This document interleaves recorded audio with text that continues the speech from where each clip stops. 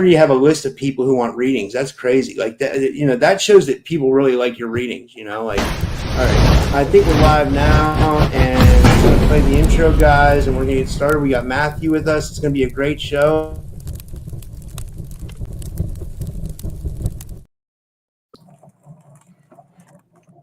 Boom. We have arrived. Hey guys, welcome back to another episode of the Typical Skeptic podcast. I have one of my I like in the as far as like this industry goes, like I would say this is one of my I have one of my best friends with me today, and I got to meet him in person, and you know, he's as great as you see on camera. You know, he's as cool in person. And who I'm speaking about is Matthew Mournian, and he's a multidimensional tarot reader. He's an interdimensional. He's a multidimensional healer, timeline guide. He focuses on the body. He knows a lot of like energy, body, and you know, physical body too. You know, healing. What we'll be talking about tonight is Matthew will be offering live multidimensional tarot readings. We'll be talking about how to decode timeline blocks and soul mission, reveal what your higher self needs to know now, share advanced techniques to clear entities, and we're going to be talking about the Full Disclosure Now conference, which is we're going to talk about that first. And yeah, I'm really excited to have you here. Matt, thanks so much for coming back on, man. It's always awesome to have you here. How are you, bro? Pretty good. Thank you for having me. We are back once again. I don't know how long it's been because my concept of time is so bad, but it's good to see everybody. What's up, everybody in the chat as well. For now, for some reason, my StreamYard screen is so weird. I don't know if it's like an upgrade or like an update, but I'm like, it looks so different to me than it did last time. But yeah, thank you for having me here. It's good to see everybody. I guess we're starting off with this, right? Yeah. Well, I figured we could roll right into it. But wait, do you want me to? I could take it down. Do you want to talk first? No, please. No, please allow it. Yeah. I guess this is where we're meeting up for everybody that's there. And and it's on my screen. Okay, that's why I was like, oh yeah. But yeah, for those of you guys that don't know, we're going to be gathering at the Full Disclosure Now conference coming up in St. Pete, Florida. I guess it's like 2 weeks July away. 15th to the 18th. Yeah, 2 weeks away. It's basically 2 weeks away. I don't know how that happened. This year has gone by really, really fast, but we're just kind of highlighting this today for those of you guys that want to join us. I think there's live stream tickets, right? Are there? Yeah, there is going to be live stream tickets too. Cool, yeah, there are, because I'm like, I should have checked before I started talking about that. But yeah, join us if you can. July 15th through the 18th. We got a whole wild cast of all kinds of amazing and interesting people. Some of them I'm familiar with, some of them I'm not. We got Brad Olson. He's always an interesting guy to see. I had Brad on recently. Like all these people I had on recently, except I haven't had James Farley on. Maybe I could get an interview with James before the conference. But I had Miles on recently, you know. But Brad was an interesting guest recently. I'm looking forward to meeting him. I heard he's really tall in real life. Yeah, everybody's looking up to Brad in some way. I'm saying that pun intended because he's like literally 7 feet tall. He's an Anunnaki, dude. He's a Nephilim. Yeah, totally. But yeah, we have a very interesting cast of characters joining us. Laura Eisenhower, Yemi Janae, Rion DeRuin, Laura Eisenhower, John Charles Mayan. This is amazing. You know, like Tom Althouse. I'm not familiar with him, but like neither am I. But apparently, he's revealing the true origins of the Matrix story. That's cool. Wow.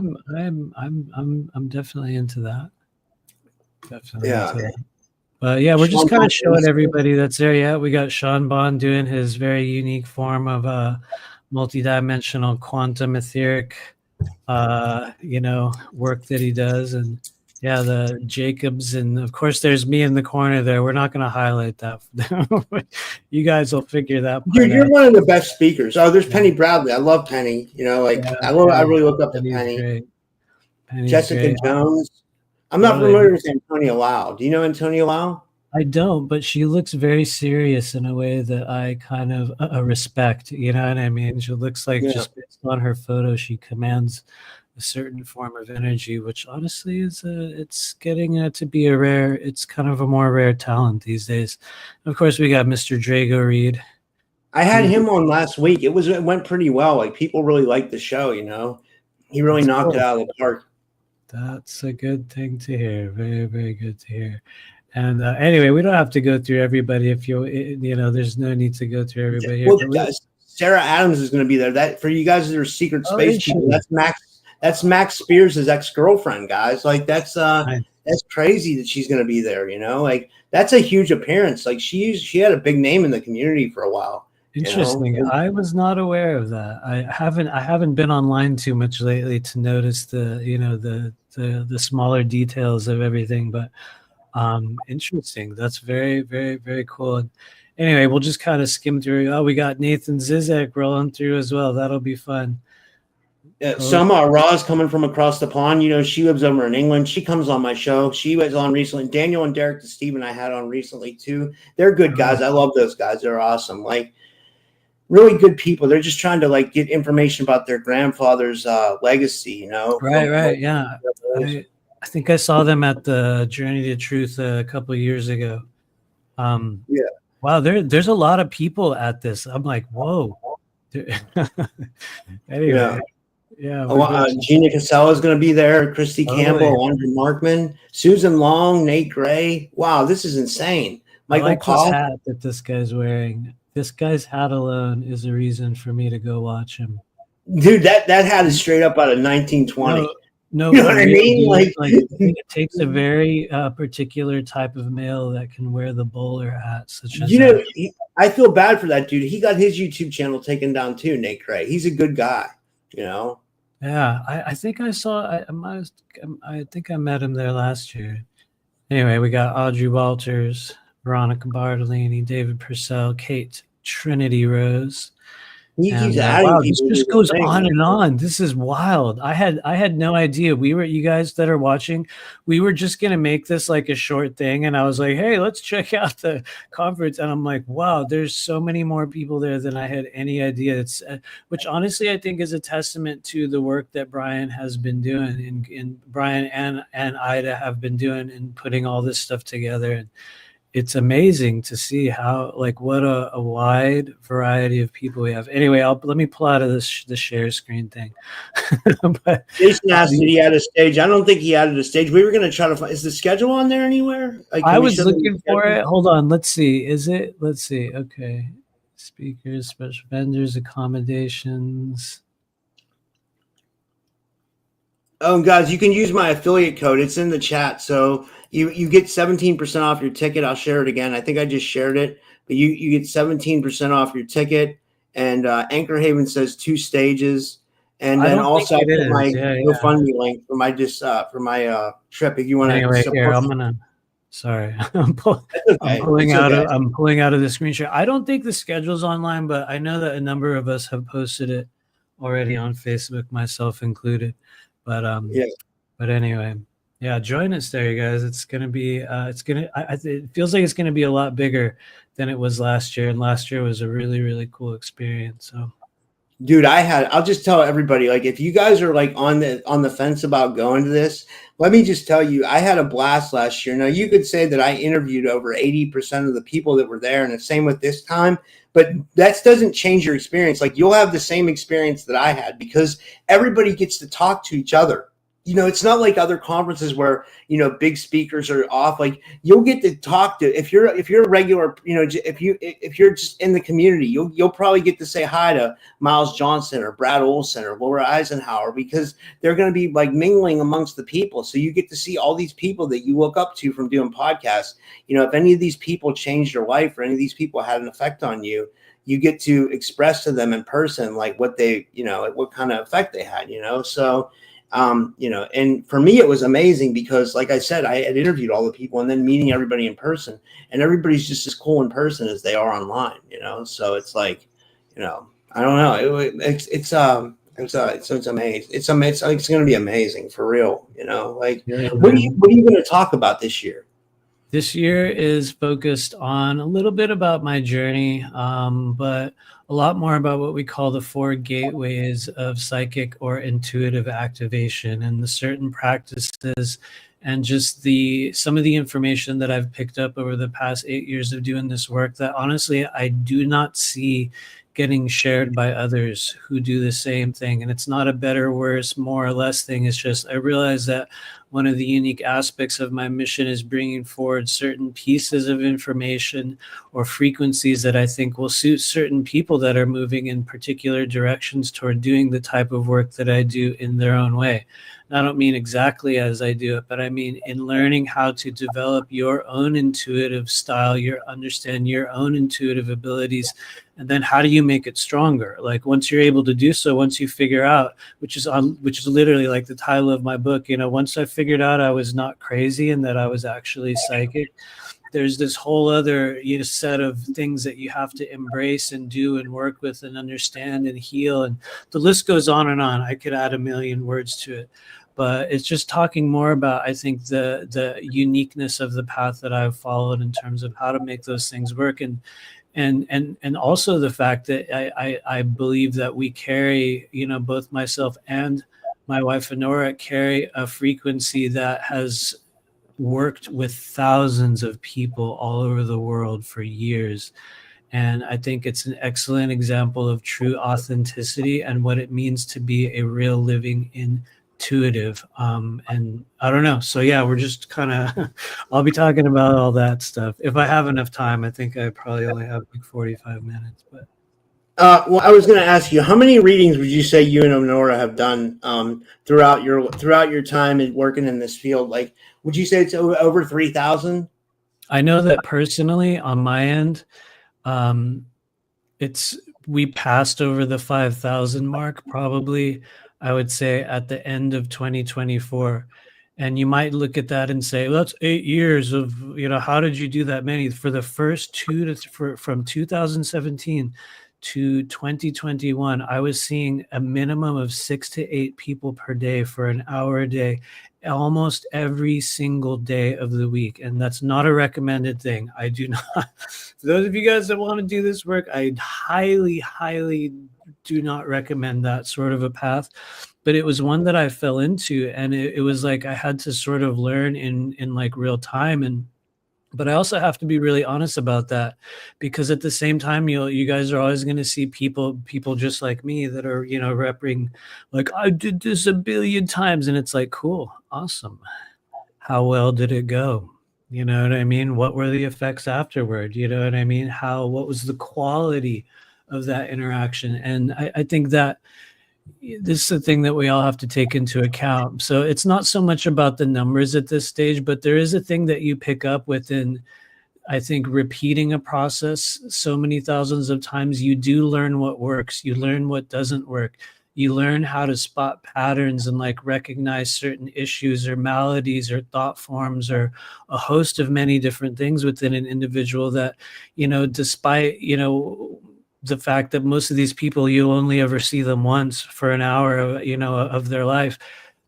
It's like you will pick up enough to know that you're doing something rather than just waving yourself around, flailing, throwing the kitchen sink at people, which is a thing I see a lot of people do in the early stages. So I guess it's been, several thousands, but in terms of Honora, honestly, she was doing readings in like grade school and like reading people's palms as like a little kid. So it's like she was she was born into it somehow, but that's probably a whole other conversation. So, dude, that's amazing, man. That's really amazing. Like, and you guys are both like two of the most intuitive people I've ever met in my entire life. I don't say that, like you really are. Like, thank you for saying that. Yeah, sorry. I had a session with you.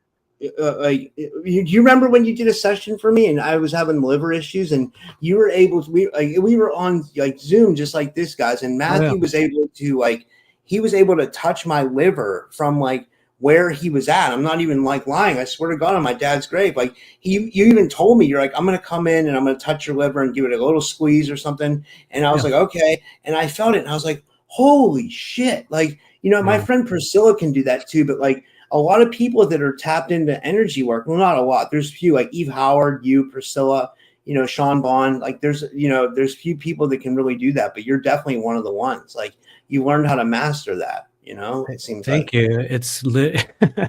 It sounds dumb when I say this, but it's true. It's honestly, you guys, at this stage of my life, that kind of stuff's the only thing I know how to do. I would have no luck in the regular world trying to survive as like a, and within like the corporate realm or any other, thing that you want to add to it. So for better or worse, this is where we are. But I guess the good news is, and I mean this with true sincerity, literally well, maybe not everyone, but most of us, I would say, that are willing to devote themselves to opening up certain pathways within the human non-physical body can in many cases learn nearly identical, or really it'll be their own version of the same skills. Like we're all born with the ability to extend our consciousness and our energy across great expanses. I guess Einstein referenced it with spooky action at a distance.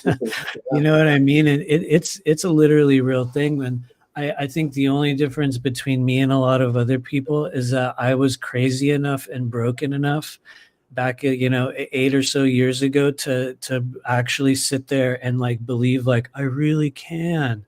What, like literally like a little kid, like what, I really can. And it was like somehow I internalized it on such a level that it was like, boom, yes, you can. And I think it was like I had to give myself permission in some way. But anyway, I was about to say something earlier, and I just kind of want to get it out.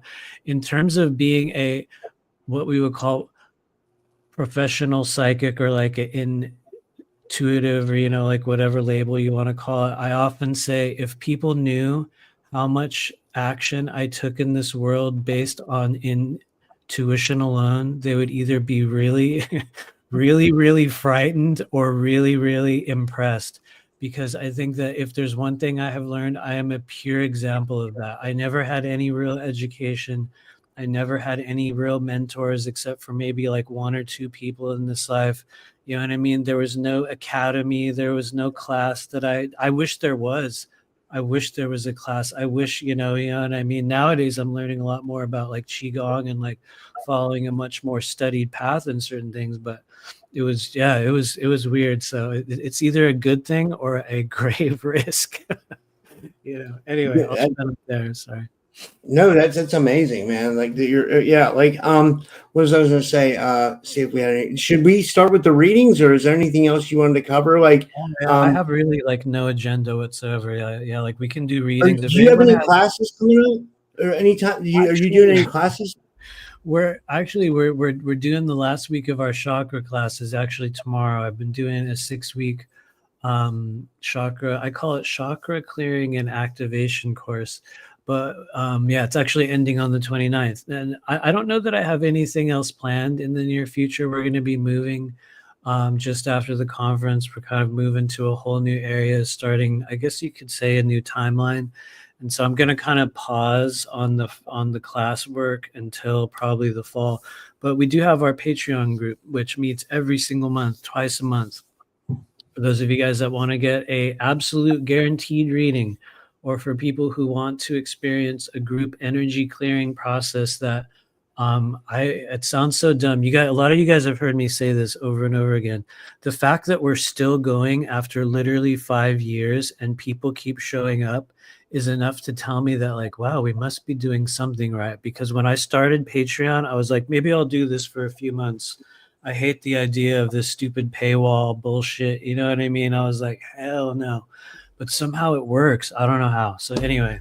Dude, I was gonna say, me and you are like similar in ways. Like I've been doing my podcast for 5 years. I still keep showing up. I finding ways to make it work. Like like it, and like like I've done like 2,000 episodes where you've done like 5,000 reading. It's like we're motivated. It shows like it's like it's pretty awesome. But yeah, dude, like I think that's kind of how when that's what it is you're supposed to be doing at that stage of your life. You sort of like become it in a certain way. And that's not to say you have to become fully immersed in every path and thing that you do, but you'll just notice at certain stages people sort of fully embody that. And honestly, I agree. You are an excellent example of that. It's like you will go all the way in something, which for those of you guys out there in the world of tarot, that's the 6 of Pentacles. So 6 of Pentacles energy. Anyway, someone's gonna go, what? Yeah. I love that, man. That's awesome, dude. Like, yeah. Should we start with the readings? Like, Yeah, let's do it. and I have a list of people. Yeah. The first one we share. She's not in the chat. She's sleeping right now because she's living across the pond. Hi. But it's Rohini Green. If you can kind of just tap into her energy, and yeah, she sent a donation and she said she was going to be sleeping. So I said, okay, no, but I wish she Rohini would have put her Green. name in the chat. No, I think that's whether that's your screen name or your real name, that's an awesome one, Rohini Green. It's interesting that Rohini is currently asleep because I often have this statement where I'm like, even this moment we are in right now is a dream for another version of you on another timeline.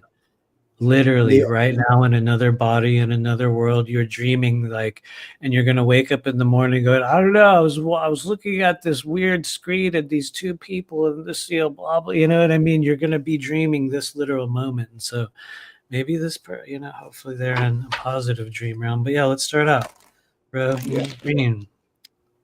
I put up Anchor Haven's profile because that's her friend. Her Anchor Haven and her are friends. It's the closest I can get to pulling up her profile. Okay, cool. And if you guys want, as we go through, I can talk about some of the ways you can use to connect with another person's energy. Oftentimes, maybe when we don't have that person present, a lot of the times what I will do is I have a natural access point, which is to my left. So you guys will notice I turn to the left. And I think one of the easiest ways, at least for me to do it, is to kind of focus on a person's energy, usually just the first name, and take a full breath in, as if you're inhaling something, as if you're walking in a room and you smell something and you're like, and you're trying to figure out what it is. And so we're going to do 3, 2, 1. Just take a whiff of this person's energy. For all those of you guiding Rohini Green at this stage of the human journey, we just ask for anything that needs to be known, seen, or made apparent in this individual's current world. Here we go. I'm going to show you this card in a second. Beforehand, it feels as though they're at a stage in which they have a lot more available to them maybe than they might be aware of, whether it be physical resources, whether it be financial abundance, or just more connections within a network of people that can kind of further what it is that they're trying to do. We see a person that has a lot of raw talent, a lot of true capability, but it hasn't really been acknowledged by the current, what we would call social milieu of this person's environment. And so I would say from an auric field perspective, just kind of like feeling into the energy that this person has, I would say please diversify your efforts, whether it be physical, psychic, emotional, or otherwise, toward a slightly different, more expanded group of individuals, because it's like there's a whole other set of opportunities for you, and it's almost like you're not getting seen in the way that you should be seen right now, because you might be amongst a sea or even a very small group of performers. And so, I mean, performance is natural. And so anyway, let me show you the card that we got, which is kind of, I would say, kind of reflected in the Hangman. The Hangman thinks that this is always a fun one to, deliver, because some people don't like Hangman, but if you really know him, you're going to be like, hey, because the first thing the Hangman says is, I'm sorry, you're wrong about yourself. Nobody likes to hear that, right? You're like, what do you... I'm wrong about what am I wrong about? You've been wrong about how far you can go, how worthy you are, the possibilities that exist for you at a certain stage of your journey, whether it was in childhood or whether it was yesterday. Somebody gave you the wrong information and you attached yourself to it. They made you believe that you were smaller than you are, weaker than you are, not good enough in some way. And the only mistake you made in that process was believing them and allowing yourself to remain stuck in a certain place. And so you have full authorization to completely let go of what it is that you think you were programmed with, what it is that you think is true about yourself. If you let go of your old ideas, you'll have a little bit of an upset, maybe a little bit of a short-term identity transition stage, but you're going to come into a whole new stage of capability that really it's just about like defeating your programming and believing that you're worthy of more, and then really letting go. Like literally letting go in some way. And anyway, I'm kind of already overdoing it, so I'll stop there. But that was amazing. No, that was amazing, man. I thought that was great. Like that was really in depth, and like I hope that resonates with her, And I'll get to the next person. Yeah, dude, you can tell you are made. Yeah, you can just tell that you're like not many people can read like you. Like honestly, I mean that. Like, let me see here. The next one is Selena, and she said that's just a comment she put. I was just putting. She was talking about someone else. I don't know what she said. I just put that up, in the chat. But like, so Selena's up, and Selena, do you have a question? Let me see if she has a question. It's okay if she doesn't have a question. While we wait for that, I will talk about energetic connection method number 2, which in some cases is a little bit could come with a slight inherent risk if your energetic boundaries are not strong. But what I'll often do when I have a person present, this is going to be one you'll do when you have a person with you and you want to read their energy. I often will have a person close their eyes, and you guys can do this if you want. Don't worry, I'm not going to do it to you. I'm just giving you an example of it. But you can close your eyes and you can imagine your front door. Everyone knows what their front door looks like, or the door that you enter your home in. Everybody knows what that looks like. You can see it in your mind instantly. And what I'd like you to do is just imagine that front door, and I'll be walking right up to it. In 3, 2, 1, knock on the door. You will see your hand open it, and we'll just step inside. You just step inside that front room. And what that is it's a really good tool for gaining intuitive access into an individual that is willing to be read or wants to understand certain things. It's like you're literally just opening the door for a person to come in, which some people out there who are smart, they'll be like, I don't know, is that always such a good move? Well, that's where intention is everything. It's absolutely everything. And also, you have a right to kick anyone out of your house. So when you're done, you can push me out the door. Or oftentimes what I do is I just leave, you know what I mean? I set the intention of like, we're here for a moment, and then I'm just going to, kind of slide out, And so anyway. That was amazing. She didn't have I think she just wanted a general reading, and but I just wanted to give Jason a shout out. Jason gave Selena. Jason donated for Selena, but so thank you, Jason. That was really nice of you. And I was hoping you were going to say Jason gave Selena a Boogosphere. I heard they're coming out with like a Boogosphere action figure thing. They're going to start selling them or something. Dude, that would be hilarious, man. That would be. They're digging them up 10 meters underground all over the world.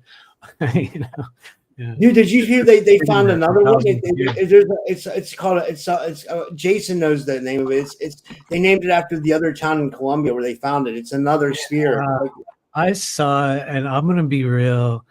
The Yombo sphere or something like that. I don't know if it was the original one or the second one. But one of them looks like you can see the grinder marks and shit. That's hilarious. Real. Maybe it's the new one. I just passed by it. It was on X, and I was all, what?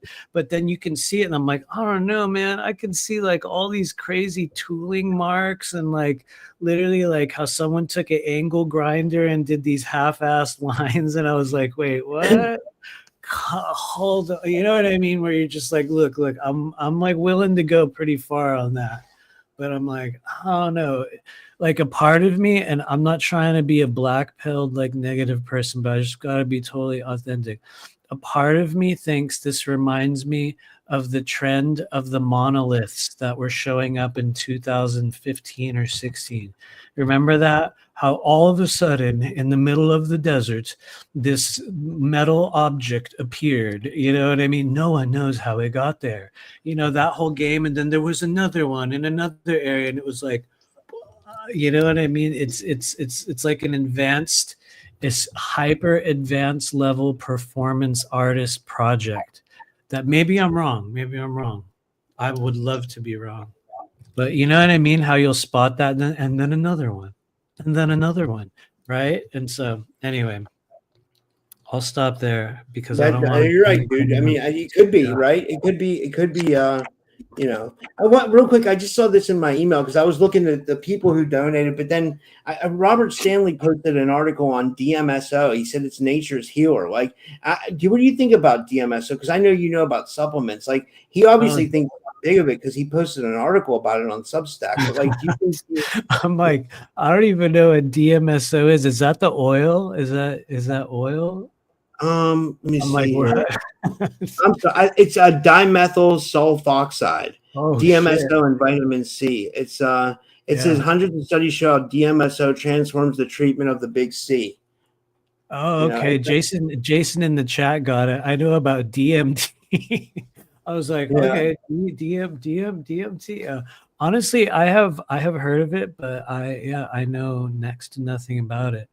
I think I've been a little bit more focused on Ayurvedic herbology and stuff like that lately. But honestly, I feel like if it's working for people, keep doing it. You know what I mean? Who knows? I might even try it. I just got to do some research on it. But anyway, we were about to do a reading for Selena, and we got spiraled off into a weird direction.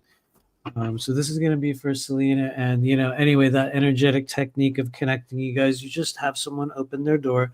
It's a thing that you'll do with them. You'll say, okay, go ahead, I'm going to read your energy. You can just close your eyes, open the door, I'll step inside. And so we take a breath in when you enter the person's house, because you're gauging the energy. You're going to go,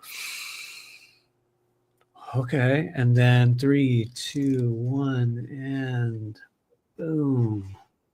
Oh, we got a Queen of Swords. This is a handy person to have in your life, Selena. I would call this the most concentrated and pure form of communicated energy, the power of the voice, the purest throat chakra card there is in the world of tarot. She's the one that speaks for others who have not been heard. She's one of the ones that will stand up for others who have not been stood up for.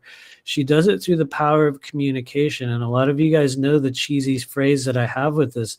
The Queen of Swords can become so talented within her communication abilities that she's one of those people that will go right up to your face and they will tell you to fuck off directly, right in the eyes. And they'll do it in such an artful way that the person is like, thanks, man. Okay. You know what I mean? It's like, it's all about the way she does everything, not what she does. It's the way that they do it. And they can deliver these raw, crazy messages to people that nobody else can.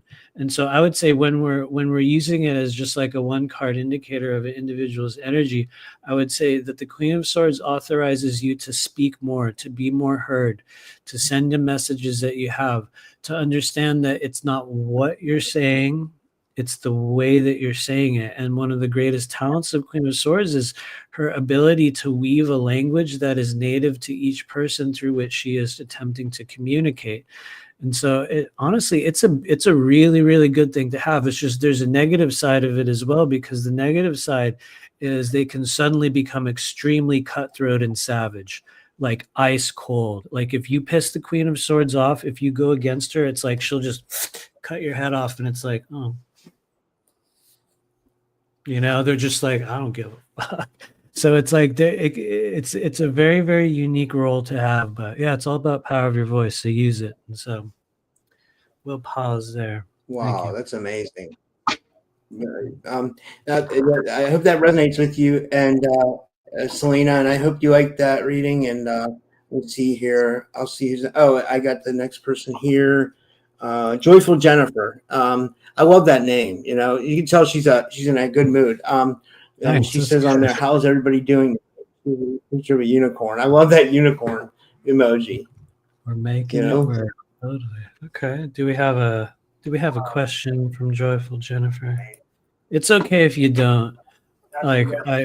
Which is actually weird because you guys don't know this, but back in the day when I was working at a live shop, people would come in and they're like, I don't have any questions. And I'd be like, well, then I don't know what I'm supposed to tell you. I used to be very, very firm and you need to have a question. You need to have an area of interest. You need to have this, you know what I mean? Because I'll be really honest with you guys. I do not really witness, nor do I believe that there's a network on the other side just waiting to be like, oh, we have so-and-so here. Here's all the messages from your guides. And they hold up this laundry list of messages. I've never encountered that.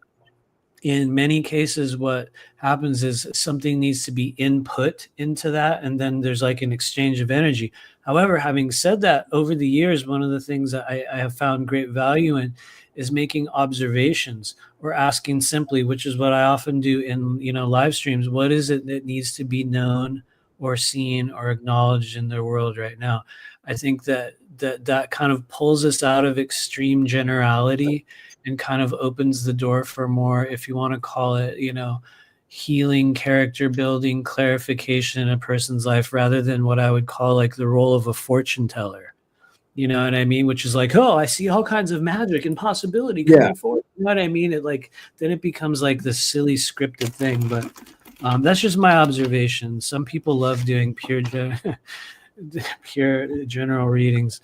I'll just be real. Like the cringe one for me is like, is there a message from my guides?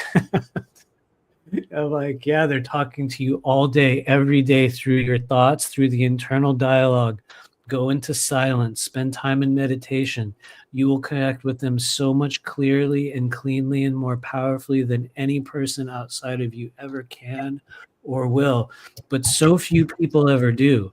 And so really, for those of you guys wanting to understand how do I, witness and experience the energy of those who guide me in this human journey, it is through silence within your body, absolute silence. And so anyway, sorry, I'll stop my rant there, and we'll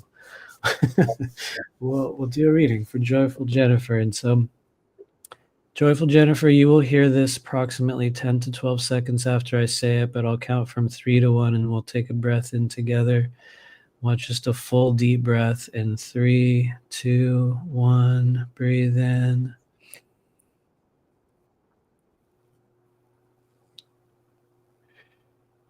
Just release it as you please.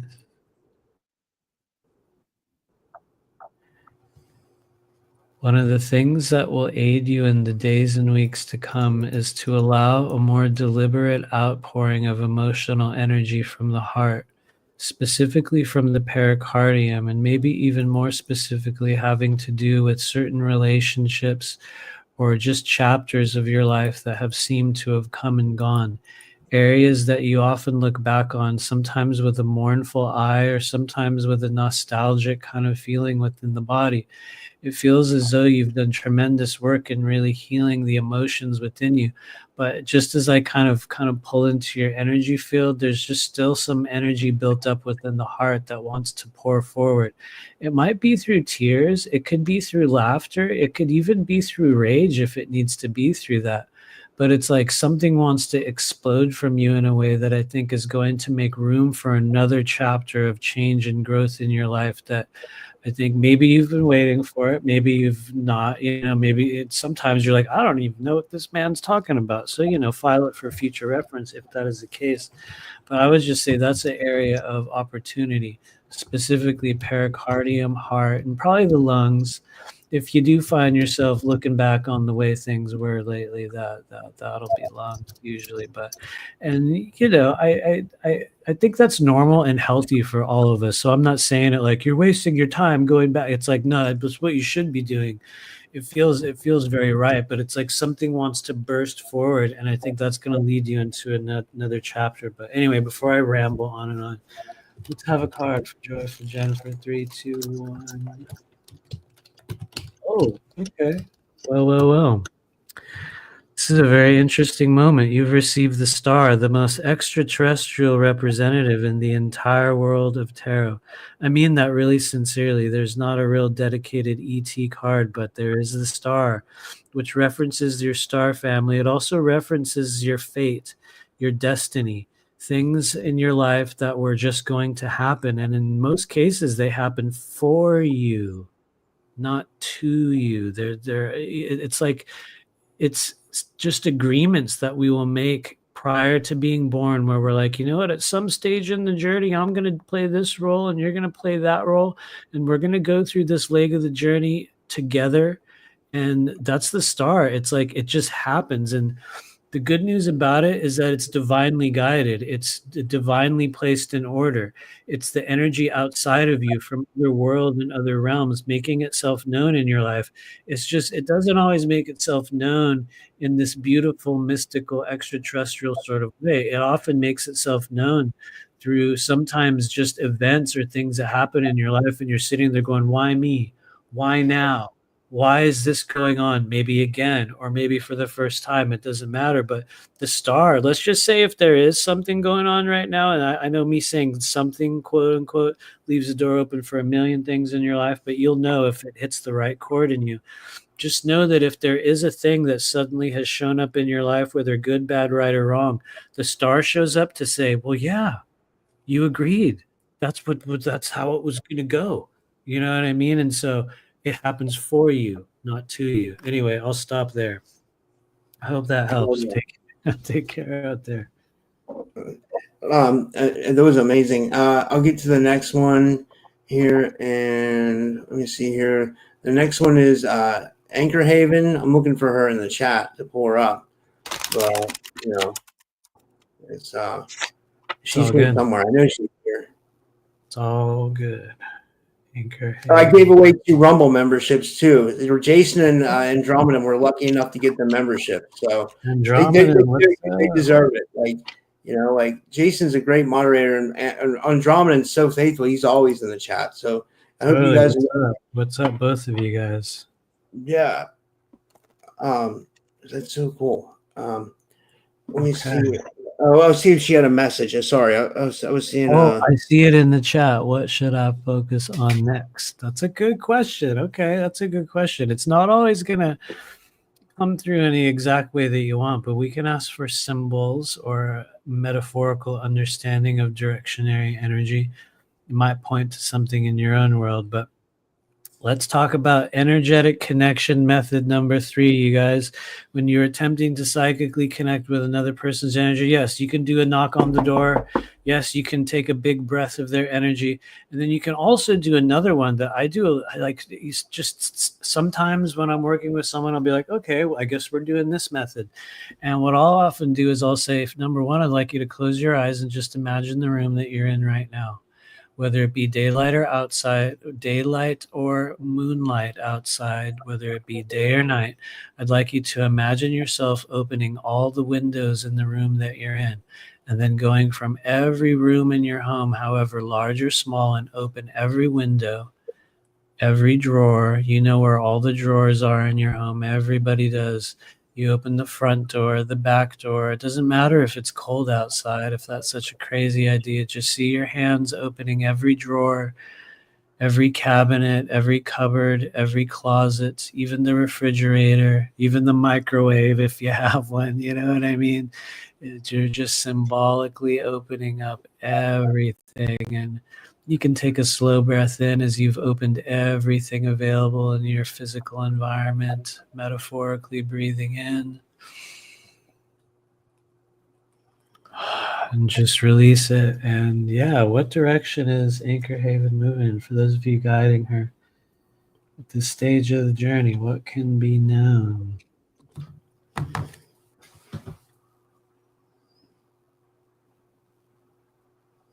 Okay, there you are. This is cheesy. You have a lot of protection. You have a very dense and wide layer of energy that's been building up around the body that seems to be strengthening your auric field.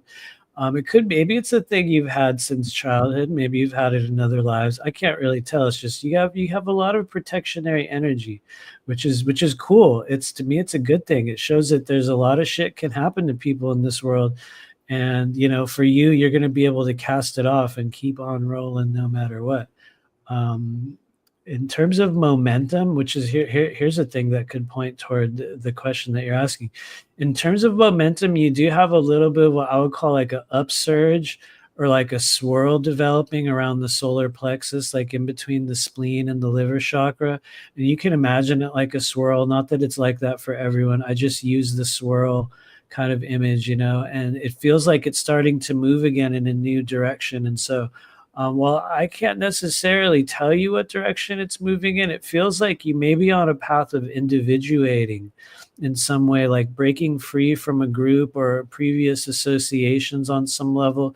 It's like maybe you're building a brand, maybe you're building a practice, maybe you're putting yourself out there on a greater level, just trying to be more seen and within the thing that you're doing. And to me, that feels very wise. It feels divinely timed in your life. I would just continue to harmonize the solar plexus, meaning just continue to dream, to add energy to yourself, to allow yourself to be pulled forward by passion or desire. And then maybe secondarily, upon just kind of like what I would call like gentle examination of your auric field, I would say the other area of opportunity is going to be your navel chakra. Because you have your third eye looks very strong. Thank you for opening yourself up in this now moment. Your third eye is very strong, but for a lot of people, well, some people know this, some people don't. One of the keys to really strengthening and continually opening the third eye on a level that allows you to actually react and respond to the energetic impulses you're receiving, you got to open the navel chakra. And so work with the navel, work with the belly button. You can harmonize through it. You can tone through it. You can do your own processes through it. But it's just going to help you make decisions. Like from the most basic perspective, it's the center for instinct and knowing within the energy body. And one of the number one ways it shows up for people is just in how to make the right decision based upon the energy they're perceiving in their mind's eye. And so, navel, solar plexus, and lastly, here's a card. Boom. You got the Page of Pentacles, which is this is an interesting one. The pages are always going to be in a stage of development, which to me is very cool because they're not going to come in the same package as everyone else. You're not going to look like everyone else. You're not going to act like everyone else.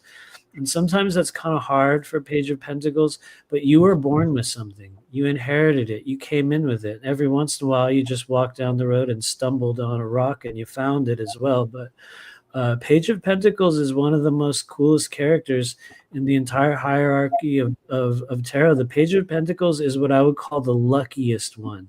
But I don't mean gambling, games of chance, prizes. I mean, like they just have this weird luck and they slide through things. They make chance discoveries. Random things happen to them. And as long as you can defeat your sense of resistance, because that's the biggest downfall of Page of Pentacles. They're stubborn. They're resistant. People say, hey, you should do that. It's in your best interest. And Page of Pentacles is like, now I'm not doing it. You know that meme with the little dude who's like, no, I'm not. It's literally, they'll be like, no, no, I'm not going to do it now. And that's cool. But it's like, that's one of the things that'll hold you back. And so anyway, I hope that helps. I feel like I'm ranting at you. No, I thought that was amazing. I hope that resonated with you, Anchor Haven. You know, that was great.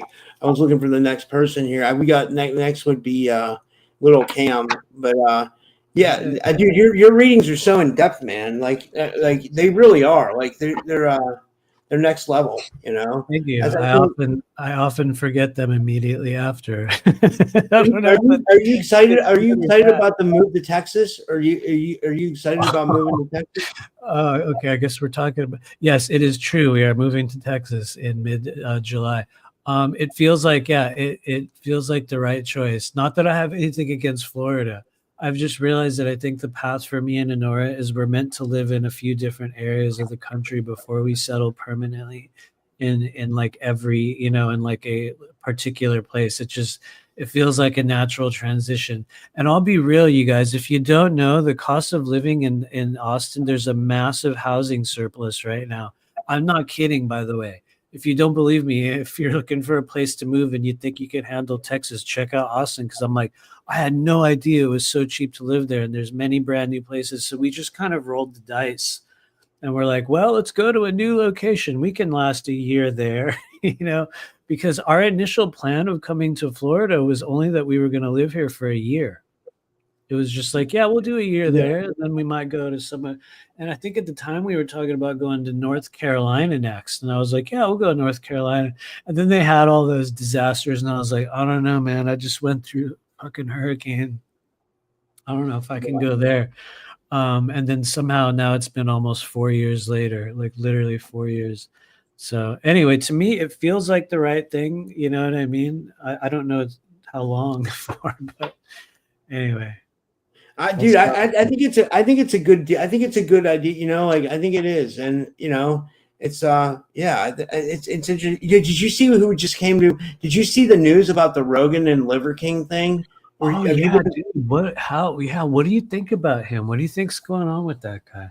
I don't know. It's funny, dude. He was trying to say he was all natural. Like, here's the whole thing. I guess he was trying to say he was all natural, and he was trying to say he got ripped by like sunning his asshole and stuff and eating raw liver. But then, like, you know, but then it came out that he had steroids, and I guess that's why he got pissed at Rogan.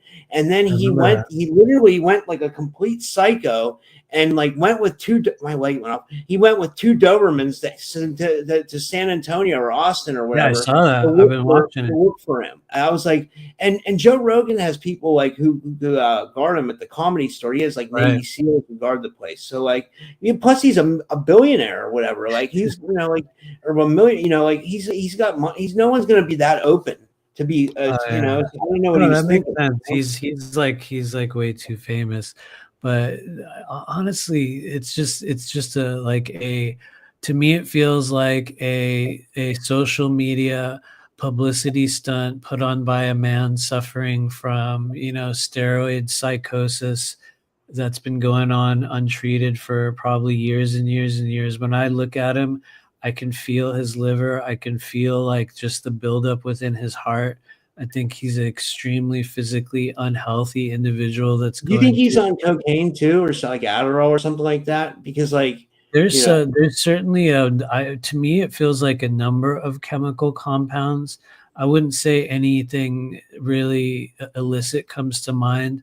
I did see some people talking about how it looks like he has a version of psychosis that takes place after too much ketamine, and I think that is possible. Because that really is like that's like up and coming within certain scenes right now. Not like it hasn't been, but it's just, you know, certain drugs will surge for a while. That one's been all over. I don't know really what it is because I haven't really sat with him and like watched him long enough to like really peer into his energy. It's just like a surface level thing. But to me, it feels more like psychosis due to steroid abuse more than anything else. And then you can tell he has some kind of there's some really weird frontal lobe activity because he, you know, just how one eye is dilated and one's pinned. It's like that alone, he's probably got a fucking brain tumor at this stage. Or probably, honestly, if I want to get really specific, I would venture to guess that he has a tumor growing out of the pituitary gland, and it's pressing against something on the left side of the head. But that's just me being weird here. On that's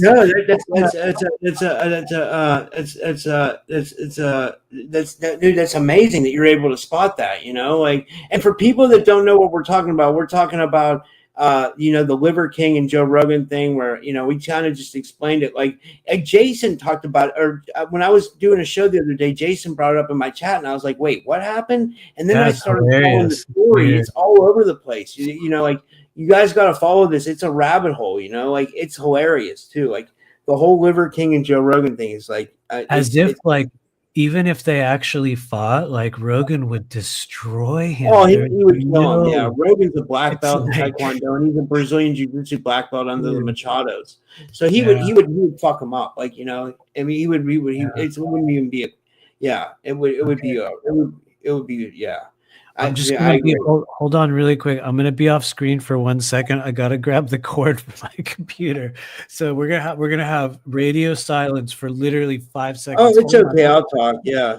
And Jason, you're right. I'm like, when I'm doing a show, I'm not thinking, but you know, when we were talking about the comedy mothership in Austin, the new place that Joe Rogan just opened, and they said he has Navy SEALs guarding the place, like, you know, because he gets some big name comedians that go in there. Everybody from Theo Vaughn to Joey Diaz. You know, we were my two favorite comedians, by the way. I love Joey Diaz and Theo Vaughn. They're hilarious. You know. Anyway, okay, we're back. We are plugged in. All right, I'll get the next person. The next person is Little Cam, and thank you for donating, Little Cam. And we'll get that. We'll try to get to everybody. You know. Actually, I saw Jason's comment in the chat. Yeah, didn't he have like the strongest? Didn't he have like a world record, like kicking force, like back kick or something like that? I don't know what it was. I do Yeah, recall he's seeing that. pretty strong. Yeah, he's I mean, especially for his age, he's like a 55-year-old man.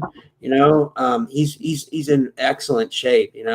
That's what I mean. Like that's what it's funny. Like yeah, people say about testosterone for like our age, but like, do you think like synthetic testosterone is good for people our age, or like what do you? Because like they say we lose testosterone, we can get depressed, we can get brain fog, or do you think some form of it's good, like a natural form? I think it's important to keep that level up for males at this stage of the journey. Hopefully naturally if possible, but I think just based on the climate in which we live, it's like on some level testosterone supplementation, whether it be herbal or synthetic or otherwise, I think is kind of a fact of life as we just get older, you know what I mean? And obviously, organic's better than synthetic, but I wouldn't call myself an authority on, the hormonal element of it. Cause, I mean, I've had my own, round of health issues in this world. And, it's going to be a little bit different for each of us, but I would say just for the well-being of especially men at this stage of our life, seeing how demasculated our our I guess species, our society is becoming. I think Yeah. it's more important now than ever in our life cycle to be on top of what's going on there. Not saying everyone needs to be on TRT, because I don't know. It's like but it certainly plays a role. Anyway, I'm just kind of ranting. I'm sorry. No, you're okay, man. Yeah, it's totally good. I yeah. Who are we gonna read for? Was it? Oh yeah, Little Cam. Little Cam. Maybe you have a question. Yeah, do you have a question, Little Cam? If you're still in the chat, It's okay if he doesn't. It's all good. We're gonna pull a card for you. For those of you guiding Lil Cam, the individual known as Lil Cam in this human journey, we're just looking for anything that needs to be acknowledged or seen or made known at this time in their life. We'll just take a deep breath in.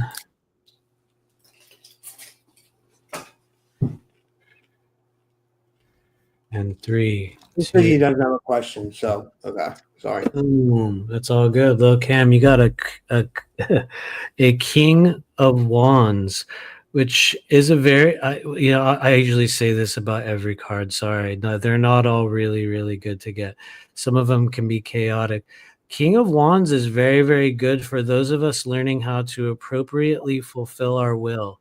Those of us that are learning how to demand our worth in this life, those of us that are learning how to take chances and really jump for things and really allow a fire to burn within them that ignites passion and desire and seeking, and who knows, maybe even lust, if that's what is called for. The King of Wands is what we would call the masculated or masculinated, I'm not sure the right term, version of fire, meaning it's male fire, which is weird because we were just talking about hormones, right? And this guy is the elemental version of masculinity in a number of ways. I think one of the important things to know about this energy, maybe you have a little bit of this, Lil Cam, he learns by doing. Sure, you can learn from a book, you can learn from a video, but this guy learns his greatest lessons in this world through the actions that he's willing to take, and sometimes the consequences that they have. But in a lot of ways, he's willing and able to take action where other people never will. You know how earlier somebody had the Queen of Swords, and I was like, you can say things that other people are never going to ever be able to say. Well, King of Wands has that from the perspective that he will take action in situations where other people are just, they're frozen or they don't know what to do, or they're confused, and it's not always about fear, it's not always about heroics, it's just that he's willing to take action, and sometimes it's high risk, sometimes it's high reward, sometimes, well, let's be real, he's kind of the most raggedy of all the kings, all the royals in the world of tarot. You can see it. Look at his robe, it's all torn up. Or is that fire? It could be both, but really, like he's famous for being able to make a mistake and to trip and fall and to immediately get up and keep rolling. it's like, boom, he'll have setbacks and he'll just get up and keep rolling and keep rolling and keep going, which is very, very good. But at a certain stage, they have to pause and question their motives. Like, why am I putting so much of myself into certain things? Why am I burning so deeply for this or that? Because one of the problems is that this car, well, it's not really a problem, but it could be for some people. When you really embrace this energy in your life, it can bring a lot of changes, it can bring a lot of activity, but if you don't use it, it'll use you. And we find that unless the King of Wands has a desire or something that they're burning for or obsessed with, where you wake up every day and you're like, I'm gonna get this, or I'm gonna find this, or I'm gonna buy this, or I'm gonna make this amount of money, or I'm gonna find this relationship. They have to have a thing where they wake, where they're like consumed by it. Because if they don't have that, shit gets chaotic. And I think that's kind of where the downfall of King of Wands is because every now and then they become very self-serving, potentially manipulative, sometimes in good ways as well. But they're just points of reference for you to kind of take with you on the journey. Right now, you got a lot of fire energy, so use your will carefully. The last thing I'll say on this card is that you'll know you're doing it right when you have King of Wands energy, when you start doing whatever the hell you want to do, and all of a sudden you realize that other people want to join you and they want to do it with you, and they see you doing it and they're like, yeah, like just like he did. They sort of like become a model for others, literally by just doing whatever the hell they think they will, are supposed to do it. Anyway, I'll stop there. I feel like that was a long one, but yeah, that was amazing. And you know what? I was just going to ask you this. We had a question, and I know you and I have talked about this privately. Like it's about the lines that come over my forehead, like, and other people, like, and the guy in the chat said, like, can you tell people how to detox their liver to get rid of that? But I have a feeling the lines are aging too. Like I think even if I detox my liver, I would still have them. Like I don't know. It is often both. And I will give a sudden and bizarre answer to that question. I myself am in a stage of deep learning, resetting, and understanding how to care for that part of my body. I think, amassed a certain amount of knowledge over the years in terms of how to detox and how to take care of that part of myself, and maybe even for other people. But based upon my recent experience in this world, which I won't go into detail on here in this moment, I've learned very recently that I have a lot to learn. I have a lot more to understand about it. And so I would say just follow your guidance and continue to research and look at people who you see seem to be successful in detoxing, that element of their body. I'll speak more on the liver and detoxification in the future, but for right now, I'm definitely in what I would call a deep resetting phase of relearning how to make those changes within myself. So it's like, I'll sort of, you know what I mean? I'll be like, you can't pass on something that you don't have. And so I'll just kind of leave it there. But yeah, I hope that makes sense in some kind of way. Yeah, no, it does. I agree with. Yeah, it's awesome. Like it's all like we're in a learning stage, right? Like we're all like trying to learn how to navigate this matrix, and like aging it's not fun, it really isn't. I have no energy. Like I used to work out so much. I was showing people pictures of, I like in 2018 it was. I have a picture. I was ripped, dude. I had like almost a six-pack, and like I was doing at that point, I was doing like 300 push-ups a day, 50 pull-ups, like mad crunches. I was going to like martial arts classes, like. And then, like the pandemic hit and I got older, and then I'm not making excuses. And I went through a breakup, and then here we are. I've gained a bunch of weight, and but I don't have the energy that I had either. I have energy to walk and run, but like, I don't have energy for the strength training as much anymore. I'm trying to find that, I don't know. To me, I think that's a natural part of going through aging. I think there's a lot that can be done. I think there's ways that we can keep ourselves way more vital. I know I could be doing a lot more. A part of it, I think, is just, we gather energy in the body, and, a bunch of shit happens in this human journey. We are living in a world filled with foods that literally are designed to kill you. You know what I mean? We're pumped full of, without dinging off any keywords, we'll just say pharmaceuticals that are anything but, what they're stated,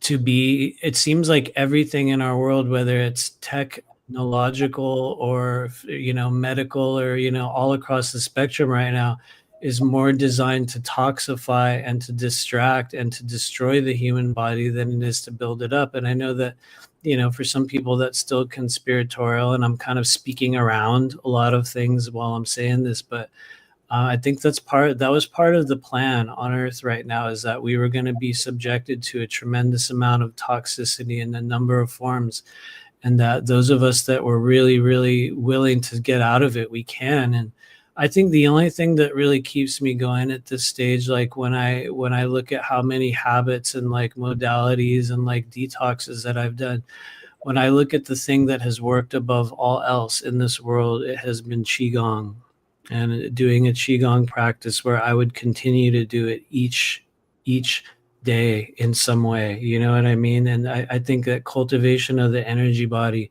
is probably the greatest thing that we can do to reverse those things. Also, detoxification in a lot of ways, but even in that, go ahead. I started advertising my friend's Qigong course. It's Jay Skyrunner. I don't know if you ever saw him. He comes on my show, and he swears by Qigong. He's doing a class right now. I think he's charging like people $50 for it or something. But like you get a lifetime pass to his Qigong, and like I think it's worth it for people. It's in the description if you guys want to join it. I think Qigong's good for everybody. Use it. I need to do it myself.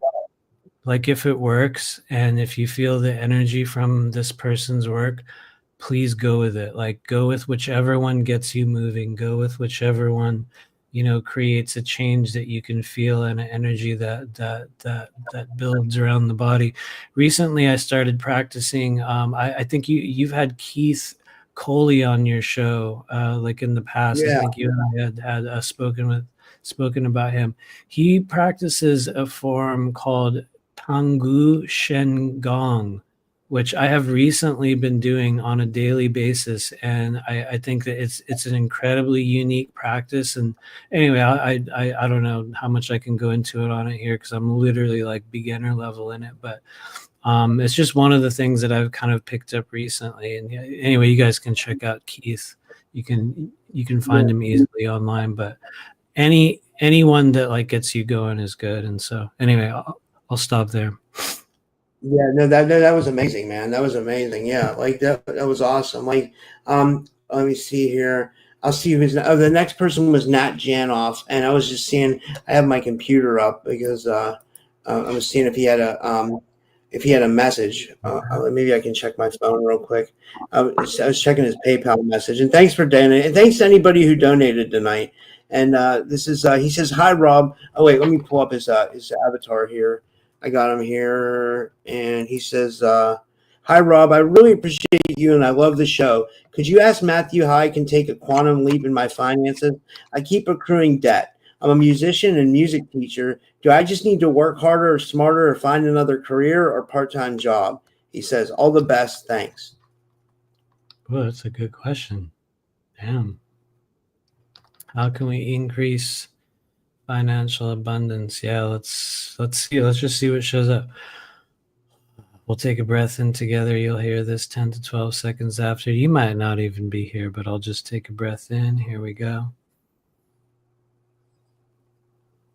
For those of you guiding Nat Janoff at this stage of the journey, we're seeking advice and guidance and truth and legitimacy about how you can increase financial abundance and just step into a stage of greater support and resources and feeling supported financially. What can be known, what can be seen. We ask for truth. And the thing I like to say to every now and then, and we ask that you give it to us in a way in which we can understand here in these physical bodies. Now, what do we need to know? Oh, what? Oh, wow, that's an unexpected one. I'm going to pull you another card alongside this in a second. So the first thing I will tell you, Nat Janoff, is that you have received my number one favorite card in the world of tarot, which Well, let's be real. It's not it's not like it's not like one that you're going to be that overjoyed about, but I love this card. It changed my life. You received the 6 of Swords, which comes with a little bit of info. First off, you can probably tell it's this man or a woman in a boat, and and they've got a bunch of swords, and I'll get close to the screen. They got a bunch of swords, which is good. You have many tools, many abilities at your disposal, but look at him. You don't have any way to row yourself across the water until you look closer. It might not show up on your screen here, guys. I'm sorry. But there's a spirit guiding you. There's a spirit rowing you across this body of water.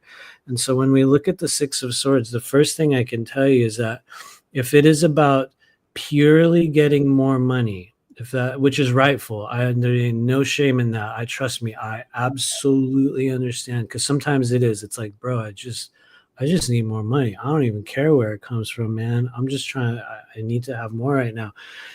Depending on whatever your motive is behind it, the 6 of Swords is very specific. It'll say, actually, you have all the tools you need right now at your disposal to increase, to accomplish, to overcome, to adjust, to change in some way. Which for some people is like, yay. Other people, it's like, great. Okay, so now, all right, which one? How do I do? You're saying I have everything I need to do it now. Great. Okay. How do I actually do that? And that's where it gets confusing or sometimes difficult with the 6 of Swords, because the real answer is right now you're being asked to act upon faith and faith alone, to take steps forward, knowing that you have no idea where you're going or what you're doing or how it's going to go when you get there. The thing that you need to know is that right now you're being guided in a very deliberate manner by those that assist you in this world. And the cool part about it is that they're saying, hey, look, you need to have faith and keep going. In a very near future, you're going to be dropped into a new location in a new situation, and all those skills and abilities that you've been putting together, they're going to have use in a different way, in a different form maybe than they are right now. And you'll go, okay, cool. When, how long is that going to take? And they're like, shh, just have faith and just keep going. We're handling it. And that's why 6 of Swords also kind of sucks, because it's spirit saying, yes, we are guiding you. Absolutely. You have everything you need to make this change right now.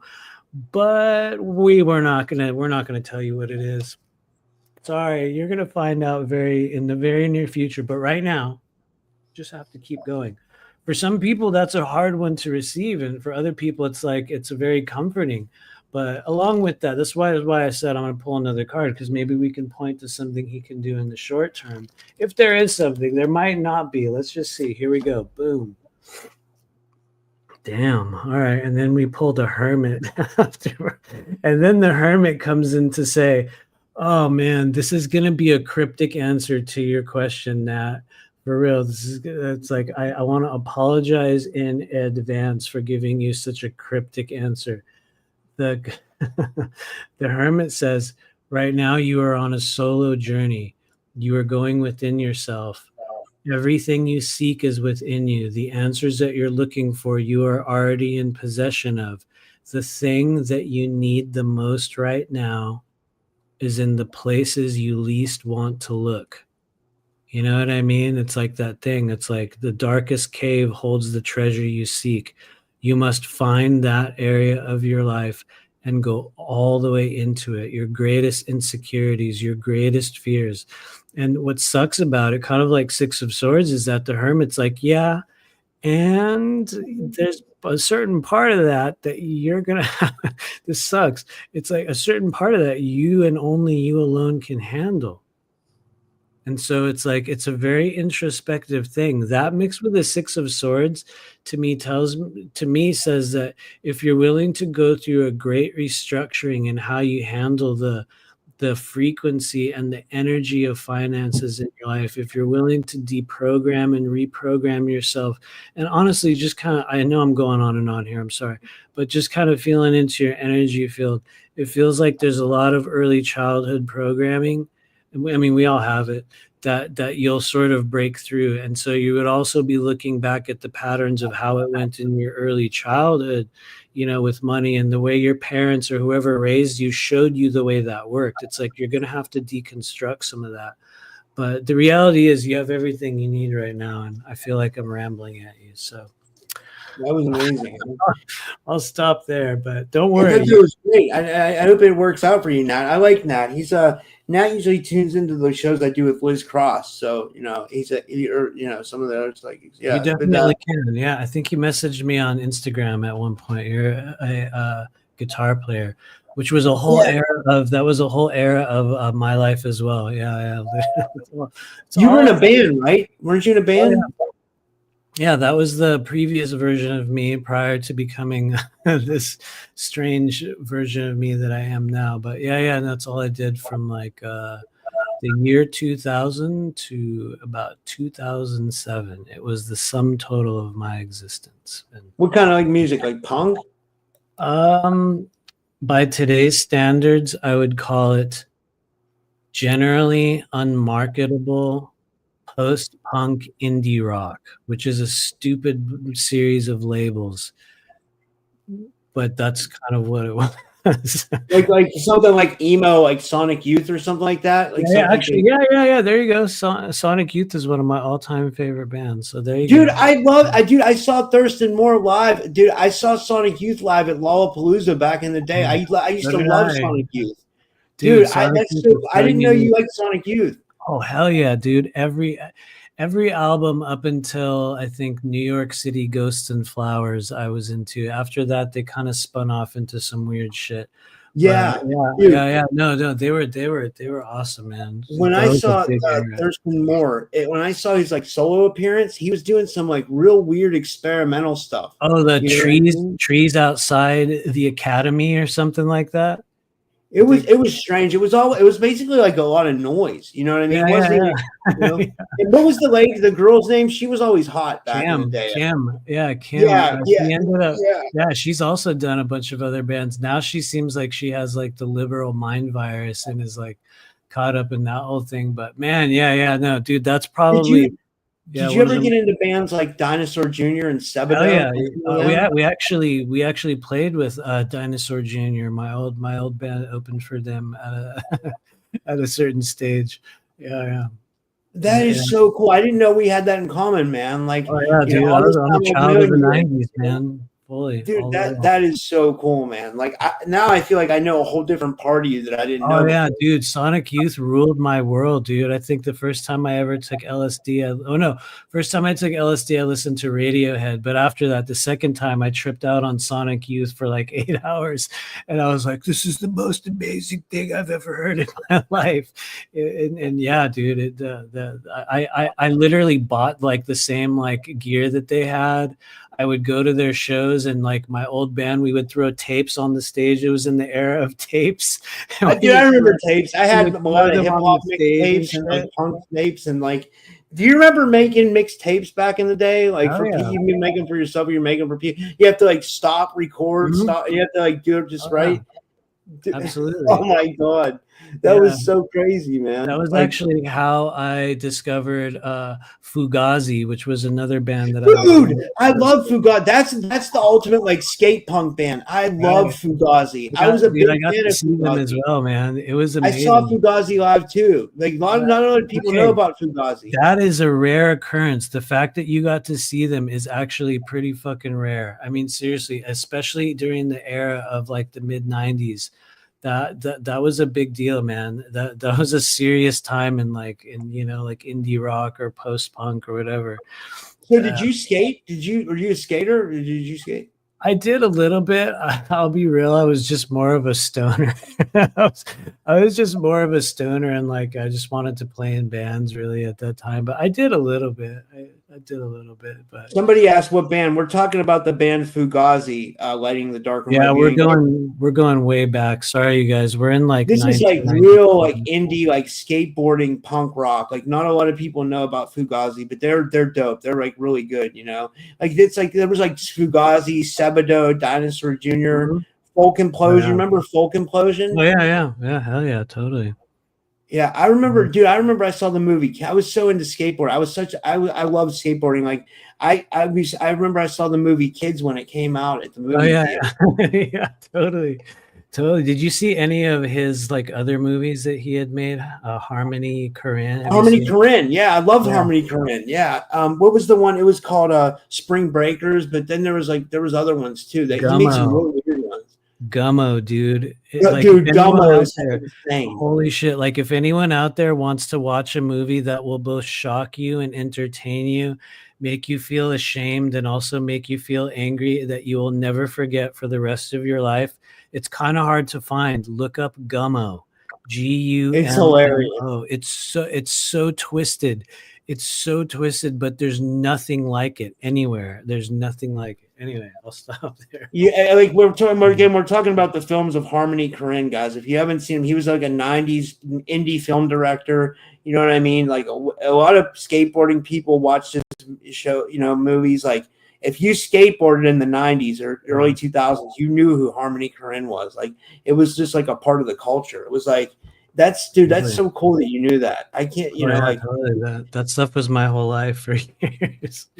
me too, man. Like, that takes me back to like I love that time of my life, man. I really miss that sometimes, you know. Well, yeah, dude, that was the last era before the internet showed up, man. You know what I mean? Yeah. It was the last time that anyone on earth was going to get to have that organic experience, you know, like before everything was all like connected and like instant. You had to go look for everything. You had to go find it. You had to physically go there. You know what I mean? You had to gather with people in physical places, which is like nowadays, like what? You know what I mean? Most of That's what people don't know about raves. Like I used to go to raves in like when I was like 15, 16, 17 years old, 95, 96, 97. And they would give out flyers like where I'd be skateboarding. There was like a hub. It was called the Beehive. It was like a coffee house everybody went to, and people would be in there. They would give out mixtapes and they would give out like rave flyers, and everybody knew where the rave was going to be by the end of the night. Sometimes it would get busted. But like sometimes they would be under bridges in Pittsburgh. It was a real underground culture, you know. It was like we had it. I loved being a part of it, you know. It was a lot of fun. Dude, that was an amazing time. Wow, like yeah. So the next one is Honeybee and this is Melissa. She sent a PayPal. Thank you, Melissa. And sorry we went off on a tangent. Like. Yeah. We went back to the 90s. Does she have a question? It doesn't matter if you do. I'll stop asking if people have questions. But yeah, let's switch over back to readings. Do you have a question, Melissa? I'll just wait. I might just go for it. Okay. I think we are. We're just gonna go for it. I think one of the things, just from kind of feeling what I would call the exterior of your auric field, there's a lot that you know, there's a lot that you're aware of, there's a lot of what I would call internal cues or signals or frequencies that you're picking up.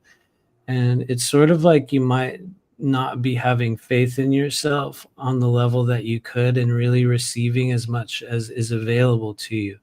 It's like you have a lot of activity, and I would even say just a lot of help spiritually, energetically right now.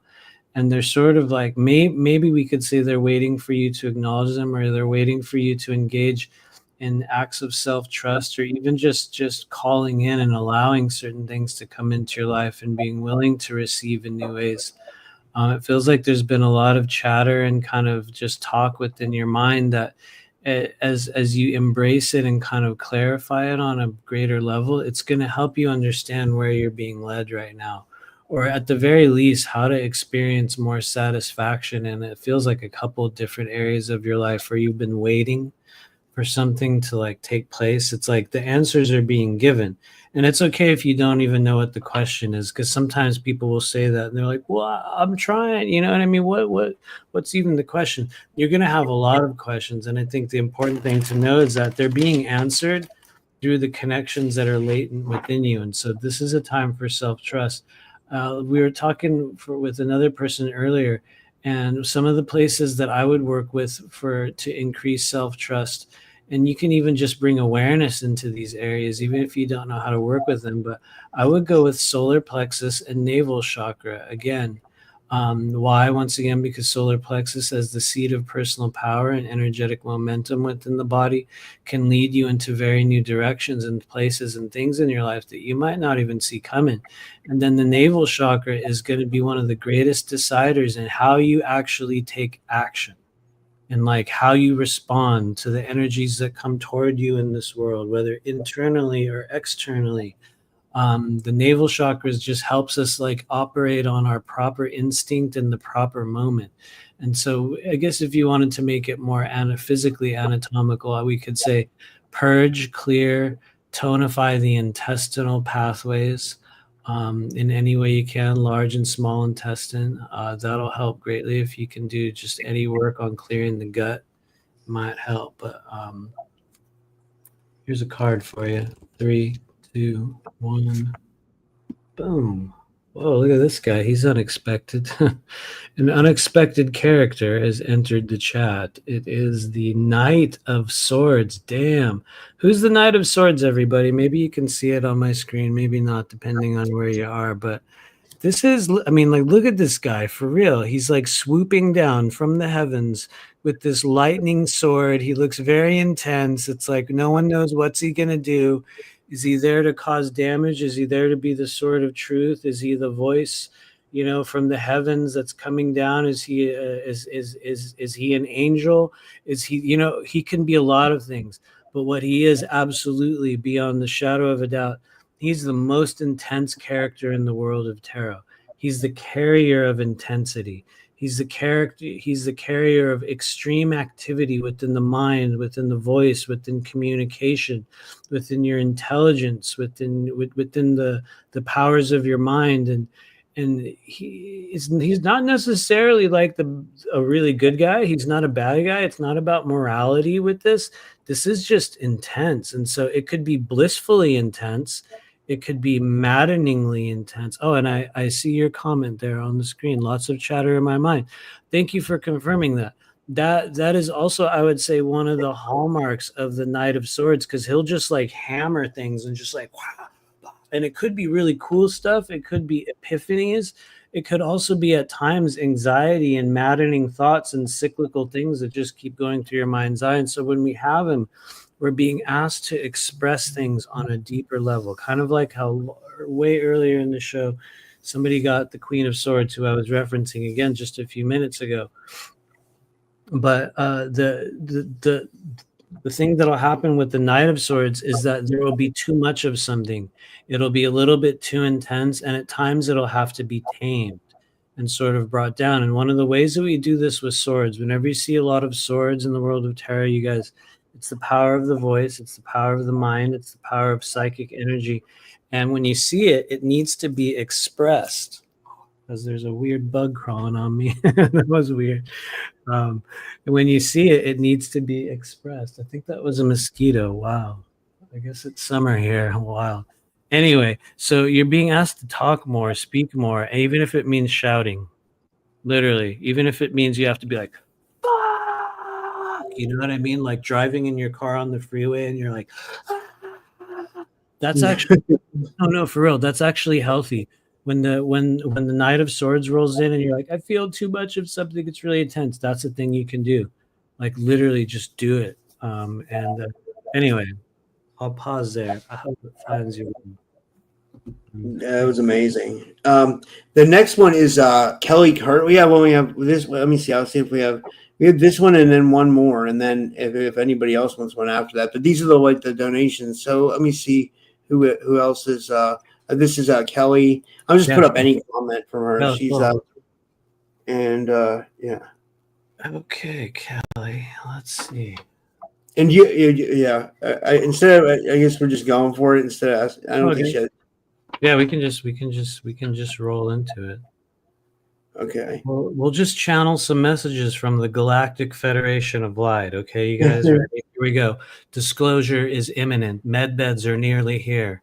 Wait, did you see that there was a big breakup in the community with Michael Sala and that person that can't be named?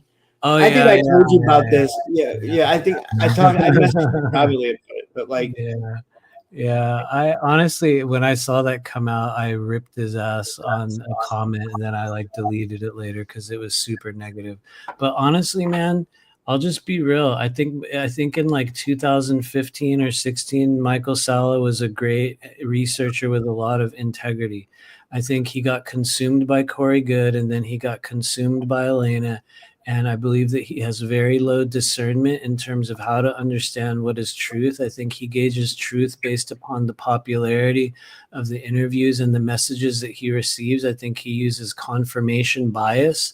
And I think he has very low intuitive ability and merely parrots what people who seem to be more important and plugged in say about certain things in this life. I don't consider him to be a viable authority in acts of disclosure. And for those that feel offended by it, tell me one goddamn thing he ever prophesied through any of his whistleblowers that ever came true. Yeah. Seriously, one time. Give us one. It's all been theoretical. It's all been just fragments of stories and rehashed elements, which are really just the same story repeated over and over and over again. And it's like, I think it's cool to like digest what he has, but take it as entertainment at this stage, because I could tell it was inevitable he would grow tired of those people. You could see it on his face. They were wearing him down. You could see them just like, manipulating him and everything. And, I think it's part of his personal journey that he chose to make it public and talk about it. I think that restores a lot of integrity in its own way. But I can guarantee you, for those of you guys that follow his work, in the next few months, he's just going to start becoming a mouthpiece for a new member of the disclosure community, someone else who's up and coming, who holds the confirmation biases and the same keywords as the other people who he, mistakenly thought were so real and holy until they turned on him. You're going to see a lot of journalists like that. This Jason brought up a really good point. Jason brought up, this is a really good one too. What about JP? Jason says he has hope for JP. I'm kind of like in between on JP. Like, do you have any thoughts on JP? And like, if he's Cosmic Voice has a piece of my opinion. Honestly, I do not respect a man who claims to be a disclosure advocate or some form of a whistleblower who is unwilling to show their face. To me, that is the greatest sign of deception. And everyone wants to make it like, oh, it's cool. It's not safe. It's just not safe for him to do so. It's just, like they could kill him. They could take him out. Bullshit. It doesn't matter if he has a mask on. It doesn't matter if, you know what I mean? It's like, this is what like you guys are watching is like this long drawn out soap opera disclosure television show that we're watching develop in real time, that's built upon the investment of energy that we place into it and the importance that we allow it to take in our lives. I think that many things that all of these people speak about are true in their own way, and they're holding fragments of truth, each and every one of them. Corey, Elena, JP, Michael Salla, you know what I mean? We can name drop all day. I don't hate any of them. They all have a great worth. I think the danger comes in when we allow them to become, like these like celebrities in some way, and live based upon the version of reality that they're presenting to us. And, so I don't think he's a fraud, because honestly, I have encountered and seen within what we would call my own journeys, some of the things that he's talked about. I think that when we talk about the changes that occurred with like those quote unquote ARC ships, people had been remote viewing and experiencing those for a very long time, myself included. And so it's like there's fragments of truth that I believe he holds based upon, just what small amounts of experiences I've had that I know to be true. And maybe there's more. But in terms of respect and authenticity, I can't get behind anyone who does the stupid mask game or puts on the, the white robe and, has security guards and, anyway, I'll stop there. People just hate me. Yeah, I know. I feel you, man. I feel you. You make all good points, dude. I can't argue with anything you're saying. It's all legitimate. It's all legitimate concerns. He's like a different version of David Wilcock. We need people like that, Yeah. Because we don't have enough people like that. Like you, the way you're thinking. I think people should think more like that. Like, because otherwise, like, we can just be led astray. People can just tell a story nowadays, and people believe it. And they do. That's literally all you have to do to get booked on everyone's podcast.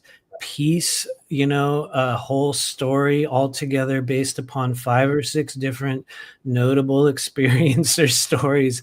And if you say it in the right order, in the right time, and I wish maybe somebody should do this as an experiment. I know they did it with James Rink. You know what I mean? Form a story all together, take it to Dr. Michael Salla, and if you put the right combination of words, I swear to God, you'll be on his show within a week. I swear to God, dude, I'll bet you money on it. If you use chat like GPT or Grok to formulate it for you, write this in the style of Corey Good and Elena Denon and JP, and I swear to God, he'll probably call you on the phone. Be like, I think Dr. Sala subscribed to my channel. I mean, I hope he doesn't get mad. But I don't know him personally. I don't, what I mean? Guys, we're past the point of this. Like, we have to play along to get along. You know what I mean? If you really want to be respected in this world, be authentic. Stop rolling over for every space story that you're given. If you want to develop your intuitive abilities, stop deciding what's popular is real and start asking yourself, what does it feel like within your body? Because your body is going to tell you what's true every single time. Anyway, I'll stop ranting there because the more I talk about this, the more people, these are all my opinions. For those of you guys, might come at Rob, this does not reflect the opinions of the host. Yeah, it's just me. Okay. No, I agree with you. Okay. So we were on Melissa, right? Oh yeah, Ross? Kelly. Damn, we were gonna do. We were on Kelly. I'm sorry. I'm sorry. Oh my God. Sorry, and Kelly. Kelly says here. She says Corey Good doesn't even think we're living inside a simulation. I agree. I wonder what Corey thinks now. I haven't heard from him in a while. I hope he's doing good. But let's pull a card for Kelly before I get spun off on some other thing. Sorry, Kelly. Yeah, sorry. I got. Watch out. I'll go on a rant and somebody will get mad. And let's angle it back. We're gonna take a breath together in 3, 2, 1. Breathe in.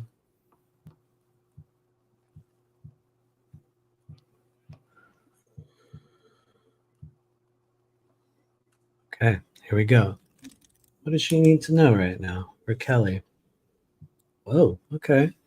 This is an interesting sign. I would say this is the most joyful of the energies that we've received right now. If there was a message that Spirit had for you today, it's that there's a certain type of connection that your body, your spirit, that your emotions need. You need to be alongside people who are like you, who feel the same way as you, who you're able to enjoy. Maybe you're going to be partying with, maybe you're going to be hanging out.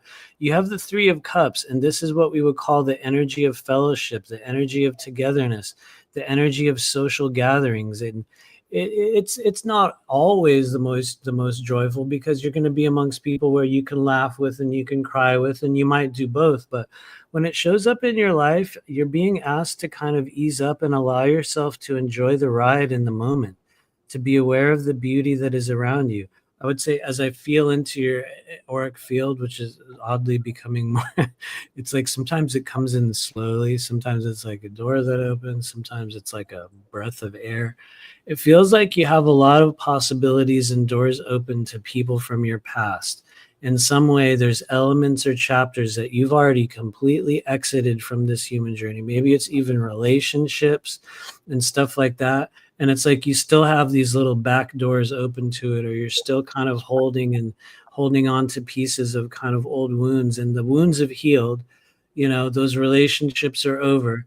There's nothing that any of them can do, against you or about you at this stage. And I think that as you allow yourself to let go of just previous stages, like maybe the last 2-3 years of certain difficulties that you've had, you're going to meet, or maybe you've already met, or maybe you're connecting with a new group of people, which honestly is a thing that'll happen with the 3 of Cups. You'll start connecting with a whole new social group. And I would say, from a physical perspective, though, it's asking you to get together with somebody, to really just be present alongside others, to take in their energy, to have fun. And anyway, I guess I already said that, but to really allow yourself to enjoy something in your life right now, guilt-free. Like, don't worry about it. Like, go and do it and have fun and be like, yeah, whatever. I'll spend that money. I'll do that. I might have that drink. I might do this. You know what I mean? Whatever the thing is, you have authorization to do so, but do it alongside others. And so I guess, yeah, togetherness and co-creation is your mission in the moment. And I'll pause there. No, that was amazing, man. That was really amazing. I really thought that was a great reading. I was looking for Joanna LeBlanc. She's next. Oh, nice. Joanna, if you're in, she's the last donation I have. Joanna, if you're in the chat, like, can you put your name in there, or so I can put your avatar up on the screen? If not, we can kind of just roll with it. I'm sure you can tap into her energy. You know, Totally. I know you know. Joanna LeBlanc, absolutely. We're just taking part in a little bit of energetic protection in the form of 100% pure holy water. Wow. The power of Christ compels you. Just kidding. It's literally just water. It's just this little thing that I've had here. I've been having it next to me so many times. I thought I would use it. But I was gonna say, does it work? I mean, it's literally just a water. It's just like a water canteen, like a flask from like Amazon. I put water in it. And I'm like, yeah, I'll just. That's weird. Anyway, so this is for who, Joanna? This is for Joanna LeBlanc. I'll clear Kelly off the screen. So, like, Karen said she donated earlier. I'll get you, Karen. Yeah. I'm sorry. I'll get you next. Here's Joanna. There she is. Okay. What's up, Joanna? Good to see you again. Thank you for being here. I wonder if you have... Actually, I'm going to stop asking for questions. I'm going to do the reverse of it. No questions allowed, ever. There's never... Yeah, you can't have a question. Let's just see what shows up. What if I did that where like, there are no questions. You just get whatever you get. There were some people at Conscious Life Expo like that not too long ago where they're like, I might not even be able to give you a reading. Let's just find out. And it's like, oh, really? Anyway, this is for Joanna LeBlanc. For those of you assisting Joanna, we're just looking for anything that needs to be seen, heard, or acknowledged at this stage of the human journey. In 3, 2, 1. Whoa, we stand at a crossroads. Hello there. You've got a 2 of Pentacles. Man, okay, so 2 of Pentacles. I know you know about 2 of Pentacles in your own way, Joanna. 2 of Pentacles shows up in your life at a stage in which you are at a bit of a crossroads. There's a number of directions that are available to you. You've been maintaining a delicate balance in a stylish, functional way.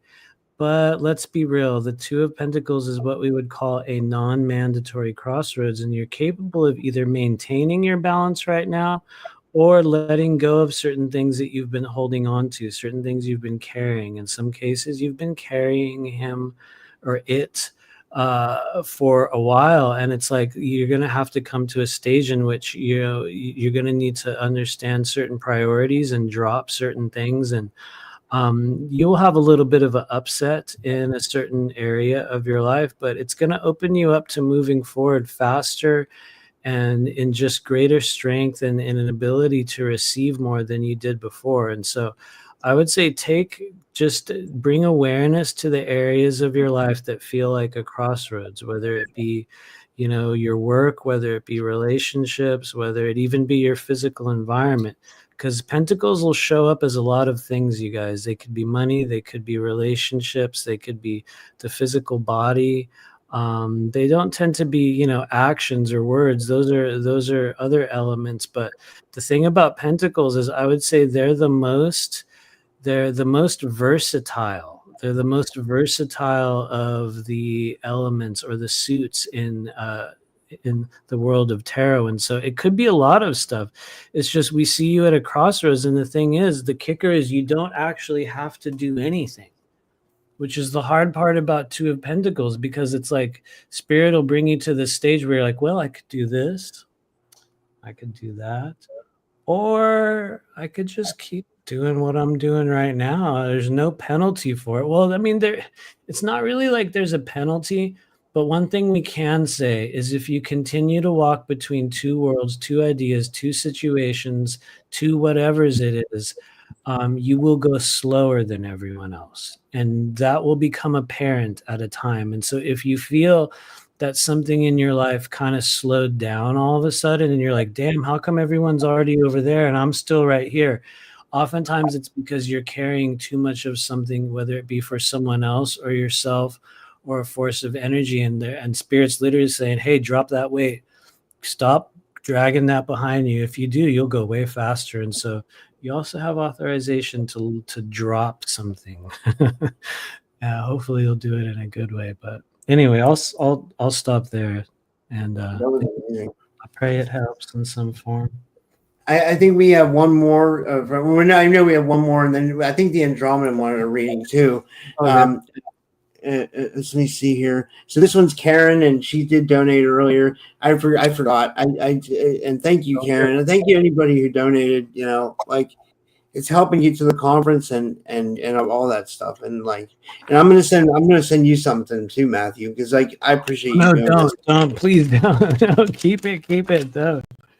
Don't send anything. There's no need. There is no need.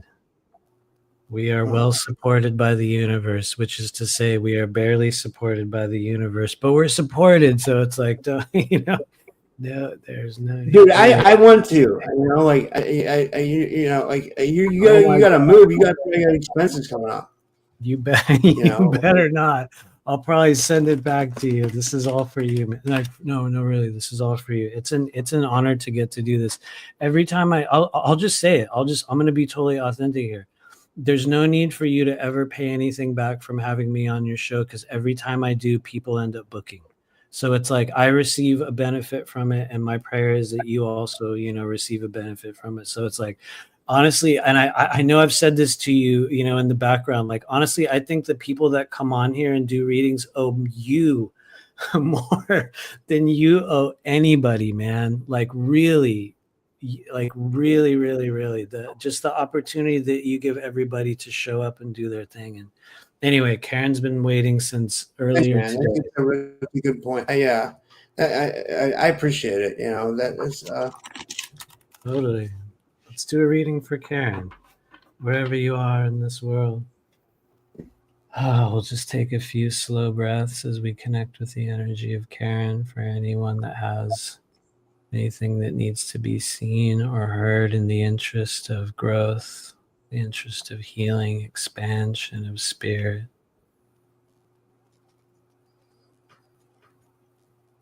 Oh, there's your vagus nerve. Okay. Wow, we haven't perceived one of those in a while. That was just, you'll just be like, what? I would say just kind of as we approach the energy field, I feel just some kind of vagus nerve energy in the body. Maybe you've been having a hard time adjusting.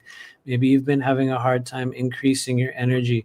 Sometimes letting go of things from the past, or really just sensing the things around you and understanding the purpose of certain sensations and changes that are taking place within the body, within the heart, within the mind. The reason why I mentioned the vagus nerve is because when it comes to intuitive knowings and also a bunch of physical factors, the parasympathetic nervous system, your ability to rest and reset, to adjust, to create growth after times of crisis, it feels like the vagus nerve in the body, it's just like the tone is a little bit weakened. And so that might not make sense to you right now, but the more you're willing to engage in deep cyclical breathing, the more you're willing to sing, to tone, to really extend your out breaths. And if you want to even massage behind your ears or behind your jaw and underneath your ears, or down here kind of at the collarbone, and kind of, work with your collarbone and stretch the tendons while you're breathing at the same time, I think it's going to help you grow stronger in certain ways that maybe over the past little while, you've noticed certain just things have changed or gotten a little bit weaker in the body, and maybe not. That's going to be up for you to understand. But I would say work with your vagus nerve right now. Work with the breath. Having said that, I'll pull you a card. Oh, I see it in the chat. She knows about the vagus nerve. That's a good sign. Work with it if you can. Improve your vagal tone. Honestly, I think singing is going to aid you in a way that might sound silly right now, but if you're willing to do it, it's going to have a big impact, specifically singing. And so the card that we pulled for you is the Eight of Swords, which, let's be real, when you guys see this image, right? Anyone, even if you never saw a tarot card in your life, you'd look at an Eight of Swords and you'd be like, oh, yeah, damn, okay, I don't know. Doesn't really look that good, right? It's like, wait, why am I all tied up? What's happening here? You know, what's with all those swords? What am I doing on the beach? You know what I mean? You see this and it's sort of like, you know, why are my eyes bound? You know what I mean? There's a lot of uncertain energy with the Eight of Swords, and I can be very specific about what it is. It's a buildup of thought forms within the body, just ideas, memories, even emotions. Yes, although that's the realm of cups, not necessarily swords. We can have thoughts and analysis about those emotional quantities, but it's just a buildup of energy within the mind. And at times it makes it hard for us to make certain decisions. At times it can cause brain fog. At times it can lead us into analysis paralysis. It can cause people to become very uncertain in terms of where they're going or what they're doing. Or maybe at times you'll just feel stuck. You'll feel tied down by some invisible energy and you can't really move forward. And the reality is it's definitely not a crisis, because for people who are into symbolism, you'd stare at this long enough and you'd go, wait a minute. You could wiggle yourself free from this. You could, you know, rub up against one of those swords maybe and cut yourself free. And then you could cut that blindfold off. And the depth of the symbolism is meant to elicit this resourcefulness of the mind that allows you to make different decisions. And I would just say be mindful of the thoughts that you have, because sometimes with Eight of Swords, it's buildup from other people. It's energies that you gathered on behalf of others, and you could be, I wouldn't say majorly overwhelmed, because this is often temporary. Usually you'll become resourceful and kind of move in a new way and you'll break free from something. But if you've just been feeling confusion and uncertainty, understand that it's a temporary stage. And for a lot of people, it's asking us to learn how to make decisions and clear your mind in a new way. And so I might be ranting at you. Maybe that fits in your world. That was great. No, that was great, man. That was great. I was seeing we have somewhat. All right. I wanted to get Jason. Jason, maybe we have a time for like maybe one or two more. Yeah. Yes, we can do Jason, more. Jason got denied a job, he said, from the cannabis industry. He's trying to get a job in the cannabis industry, and he wants to know your insight. And Jason's like literally one of my best moderators. He's awesome. Like, I consider him a really good friend. He's really cool. Like, you know, Jason and I have spoken in the background. That's cool. We're in agreement on a couple things out there. Yeah. What's going on with his blockage within the cannabis industry? What's going on? Let's check it out. Jason, if you can, we're gonna do this one together. It's gonna be me coming over to your house. And I'd like you to imagine this time, Jason, that you're gonna pack a bowl of some really good weed, and so you know what your front door looks like. And I'm gonna walk up, and we're just gonna knock on the door. You can just open your door, and we'll step inside. And we ask all those of you guiding Jason at this stage of the journey, if you can please just give us some information about blockages or hindrance toward obtaining employment in the cannabis industry. What needs to be known or seen? He really knows a lot about weed too. He even says, like here, he says he's the only person that knows about every product across the line. You know? Okay, well here, oh Lord, all right. I'm going to say this in a very respectful way, and I mean this with true love and respect, and I pray that it comes out right. The first answer that I receive, and here's the thing, you have a lot of help and guidance, and you might have a little bit of tarification over the third eye, but you're very in tune with the sentience of your intelligence, like within the body, and like your clairsentience is very strong. So you're feeling shit that's real. when you're getting feelings and impressions about people, that part of your sensory system is very, very strong. And so I want you to feel into what I'm saying right now, because your body might say, no, it's not true. Or it might be like, yeah, maybe it is. It feels as though there's something within the way that you're presenting, meaning it could be physical presentation, meaning the way you show up or what you're wearing or the way you look. It could be just something about the presentation in that scenario. Or it could even be the way you're presenting yourself on something like a resume or an application. And it's like, this is why I'm trying to do this with love and respect. It's like you have all the knowledge and ability and everything that you need, but something might be aided by refining certain elements of your approach or the way you interact or the way that you speak or the way that, I don't know, maybe even you dress. It's like, it's going to be a lot of things. And I think your body's going to kind of tell you which parts of what I'm saying is true and what's not. But it doesn't feel as though you have like a real hard primary blockage there. It feels like maybe the places that you've tried to connect with are not right for you anyway, because it doesn't feel like you have some roadblock in your life that says this is not appropriate. I can tell you that one thing I can say I feel relatively strong about is you will definitely be able to get a job in cannabis industry. It doesn't feel like it's going to be a long-term thing. Like you're going to discover another thing or another process shortly thereafter. And so it's more of a means to an end for you rather than it is a career. And I think maybe if you approach it like that, meaning like, look, this is just for right now, and I'm gonna go ahead and allow myself to be more open about how I'm presenting my energy or kind of try to refine something. It's like nothing says no. And I'm going to pull a card on it just to be totally real, because it feels like you can make modifications, and over the coming months or weeks or however long it takes, then all of a sudden you're going to hit and you're going to be like, oh yeah, totally. It wasn't even that hard. I just tried this or that. Or anyway, here we go. For those of you assisting Jason, we just rambled a lot. Is there anything we need to know about not being able to get a job? Whoa. Well. Damn, that's a hell of an answer, man. You got a 2 of Wands. This is wild. I'm not even, it sounds like I'm trying to make a big deal out of it, but a couple of people out there know 2 of Wands in the chat. And I can tell you this much, Jason, you are in full control of whether or not you're able to get a job in the cannabis industry. That's literally 2 of Wands. 2 of Wands is the symbol of power, control, and dominion. It's a stage of your life where you'll be asking some questions and you'll be like, how come this isn't happening? How come that's not happening? And Spirit is literally telling you, hey, look, bro, we gave you the control. We gave you the world. It's in your hand. You need to look deeper. You know what I mean? Look farther. Diversify, keep your eyes on the horizon, understand that right now you have to really take charge in something. And I'm not saying that to you in a lecture type of way. I'm saying that to you in a, guess what?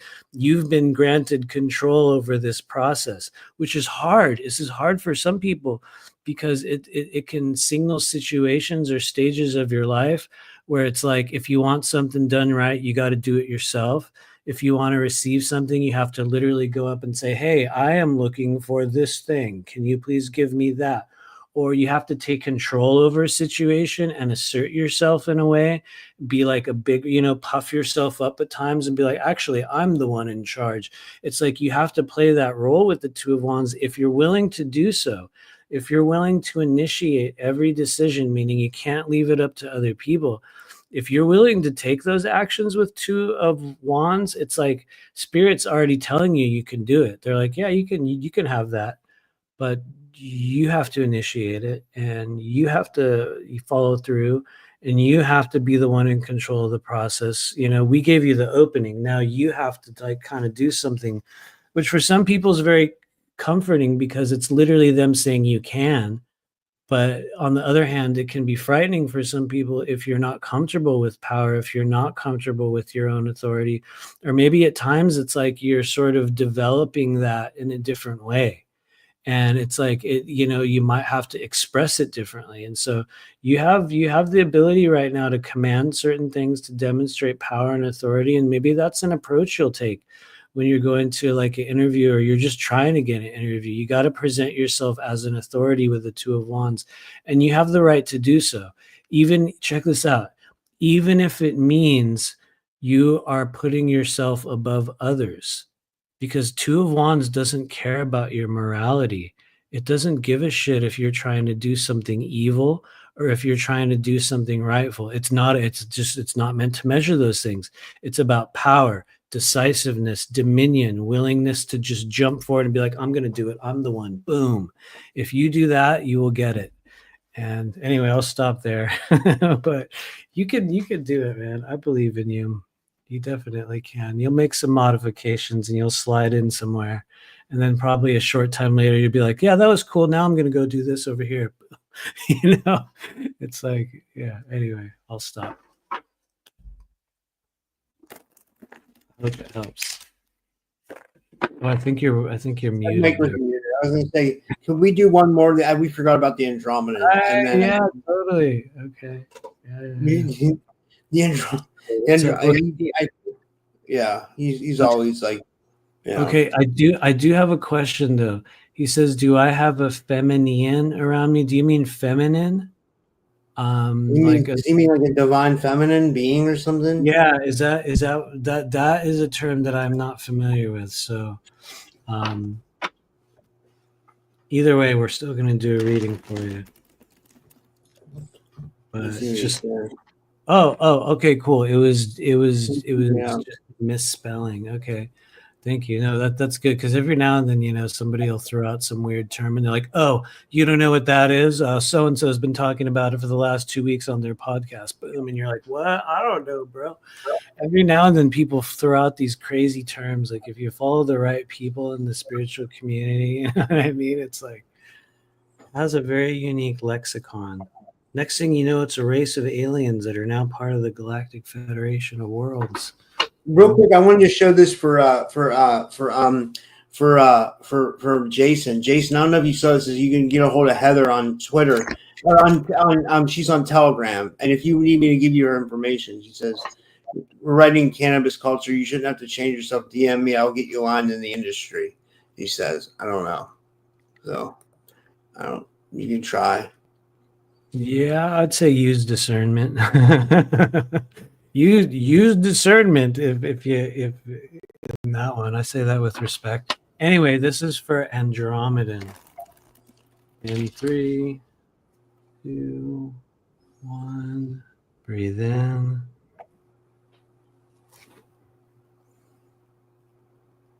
For those of you assisting Andromedan, we're looking for anything that can be stated or known about feminine energy within his vicinity, within his timeline. Here we go. 3, 2, 1. Boom. Wow. Okay. Well, here's the thing I can tell you. You got a Page of Wands, and so you are in a new stage of something. You will need to be willing to receive in a different way. You do need to be willing to take action in a new way. I think when the Page of Wands comes into your life, and if you're asking specifically about, like, is there a feminine energy? Is there maybe you're saying is there like a relationship for me? Or is that just an energy that's around you? The Page of Wands is in a stage in which they're developing the tools and the abilities through which they're going to be able to perceive that in their own way. That's part of what happens with the Page of Wands. We develop new abilities. We take on new elements of a mission or a direction or something in our life. And I think because you have this Page of Wands right now, it's possible that there very well is, but what I would say is your body already knows, your mind will already know. And I think one of the greatest things that you can do right now is continue to trust yourself and try to take action. Wands are about physical action. And so let's say if that is a thing that you're seeking right now, to me, it feels available to you. However, I would say, and this is outside of the tarot card, it feels as though there's certain elements of emotional programming that come from family of origin that will need to be sort of rewritten or deprogrammed within you. And as you do so, it will allow you to become more available to those energies or allow them to step into your life on a different level, whether it just be something that you perceive around you or whether you're seeking, romance or relationship or deeper, intimate, connection. Just in general, Page of Wands is in a new stage. That's whenever you guys see pages in the world of tarot, that's literally them saying, congratulations, you're in a new cycle. And you have two missions right now. This is the mission of every page. Every page will have have its own individualities, but number one, they must realize that they're legit, that there's a legitimacy, there's a knowledge, there's an ability, there's a depth to you that you have that is identical or better than other people. But the weird thing is it comes in a different package. The pages are the youngest members of the royal court, and they show up in a different form. They don't always look like everyone else. They don't always act like everyone else. Sometimes if you're a page, people will look at you and they'll be like, you? Really? Okay, whatever. They sent you, this guy. That can happen to you sometimes. And the reality is you're very well prepared. You have access to the abilities and the skills that you need, but sometimes they'll be too much for you. And so that's why number one, the page must realize they're legit. And number two, they have to strengthen themselves in some way. So let's say if you are looking for deeper connections with feminine energy, you will need to strengthen or improve something about yourself. And the way that you'll figure out what it is by looking at, honestly, I'll just be real. This part sucks. You must look at your greatest insecurities, those things that people could point out about you that you would cringe over, or maybe every now and then someone says something, they're like, well, maybe if you just did that or you dealt with that, and you're like, you have this reaction where you like close off. It's like you have to look at those things in your life. And if you're willing to face them, you can make magic happen. And so I think that's probably much more of an answer than you asked for.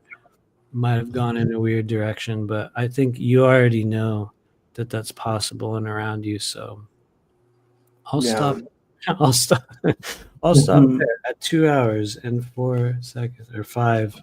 Yeah, we've been going 2 hours. Yeah, I was going to say, anybody that didn't get a reading, we'll get you next time. I'll have Matthew on again.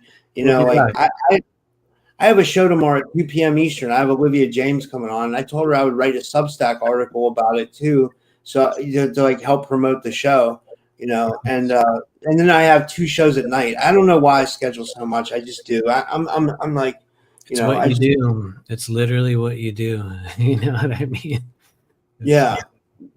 I love it though. I do. I'm not complaining. But like it keeps you going. It gives so many of us a place to hang out. You know what I mean? It gives us, you know what I mean? It's a very unique role that people will take upon themselves to be the ones to show up every day and give people a place to gather or a place to express themselves or to speak about what they're creating. I realize for you in this life, it hasn't shown, the certain types of success or abundance that you wanted yet. But I think that's the key yet. It's like, it's a thing that I think all of us, whether it be me or you, it's like we just keep doing it and doing it. And honestly, I could promise you in your future timelines, you definitely have a much bigger show. I would say you even it sounds dumb. It's like there's a timeline where you even have like a team of people that kind of work for you and like get your guests and like it's very possible for you. I would even imagine in the future you'll get asked to host something else. You'll get offered like a spot on somebody's whether it be network or something else like a hand up, like on the ladder by somebody bigger. I definitely see that coming for you as well. But yeah, man, for real. And all we got to do is believe that it's possible. But that would be amazing. I mean, it really would. I mean, I guess today, just to wrap it up, your full disclosure now, right? We're going to be there. We're all gearing up for it. Like, you're definitely going to be there. You're going to be there as well. So don't worry. You got to have faith. Yeah, we should be there. And I'll be speaking on Wednesday. I can't remember what time. I think 12:40 or or 12 or something like that. We'll be talking about some stuff, but honestly, really, it's about hanging out and like connecting with people. And but yeah, that said, for those of you guys that want to find me online, I'm at rememberyourmission.com. Thank you, Jason, for putting that in the chat. If you want to book a reading or an energetic clearing, you can do so over there. You can also join our Patreon group, which is the Blue Flame Collective. Over on Patreon, we meet twice a month, every month. Somehow, I don't know how it keeps going, but that's where you can find us. And also, if you want to witness the true spectacle of a dying YouTube channel, you can subscribe to me over on YouTube at Remember Your Mission as well. We're fully locked down by the algorithm. All we can do is lose subscribers, but anyway, I should probably do another show on there soon. Maybe that'll help. But anyway, I'll stop there. Thank you. If you ever want somebody to come on your channel, if you ever want me to come on, I'll come on and BS with you, and we can do. I want to. I just honestly, I'll just be real. There's a lot of people that I would like to have on that channel. I'll be totally authentic about it. I feel discouraged by YouTube. I think that there was a stage where I really tried to put a lot of energy into it, and all I really got was like this weird gatekeeper kind of algorithmic thing where it's like I would gain 20 subscribers and literally I'll look at it the next day and it's like, and then you lost 15. And it was like every single day that I realized that there's a lot of fuckery going on, behind the scenes, in terms of how people get limited or downranked. And I know a lot of the reasons for it. Actually, I've talked to, much better people at that, and they're like, well, your videos are too long, and, I don't always engage with the audience. And I honestly do things more by my terms, and doing it by my terms is not really like conducive to YouTube. So maybe it's more me. I don't know. Anyway. Yeah, but people love the Blue Flame Collective. They love your Patreon group, right? Like it's. I don't know how, but people do. They keep on going. It literally keeps us going. It's like it's a crazy thing. I'm very, very grateful for that. So, but anyway. I'm a member. I mean, I don't come to all the meetings. I'm a member. I always, because I believe in you, man. I believe in what you're doing. It's amazing. You do amazing work, you're really like you were like able to in your life, you were able to like overcome addiction, and then not just like learn all this stuff, but you've like mastered psychic abilities, and you've mastered like, the body, and it's amazing, man, what you've been able to do, Thank you.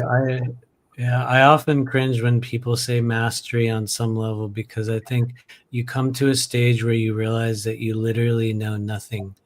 You know what I mean? And I know that sounds like such a cheesy phrase, but I think for those that really step into doing this type of work, it's an inevitability. You will come to this moment where you realize, like, I literally know nothing. Everything that we think we know about this realm and our abilities in many cases is constantly shifting. And I guess if I did one thing right, which I always say, it's like I was crazy enough to believe that I could do it. And somehow, we made it work this far. So, I don't know. We just keep on going, Anyway. Yeah. Well, guys, I'm going to watch UFC 317. That's tonight. And then I'm going to do Totally. And then I'll see you guys tomorrow at 2 p.m. Eastern for Olivia James. And thanks, Matt. And I'll see you guys tomorrow. And have a good night, everybody. Take care.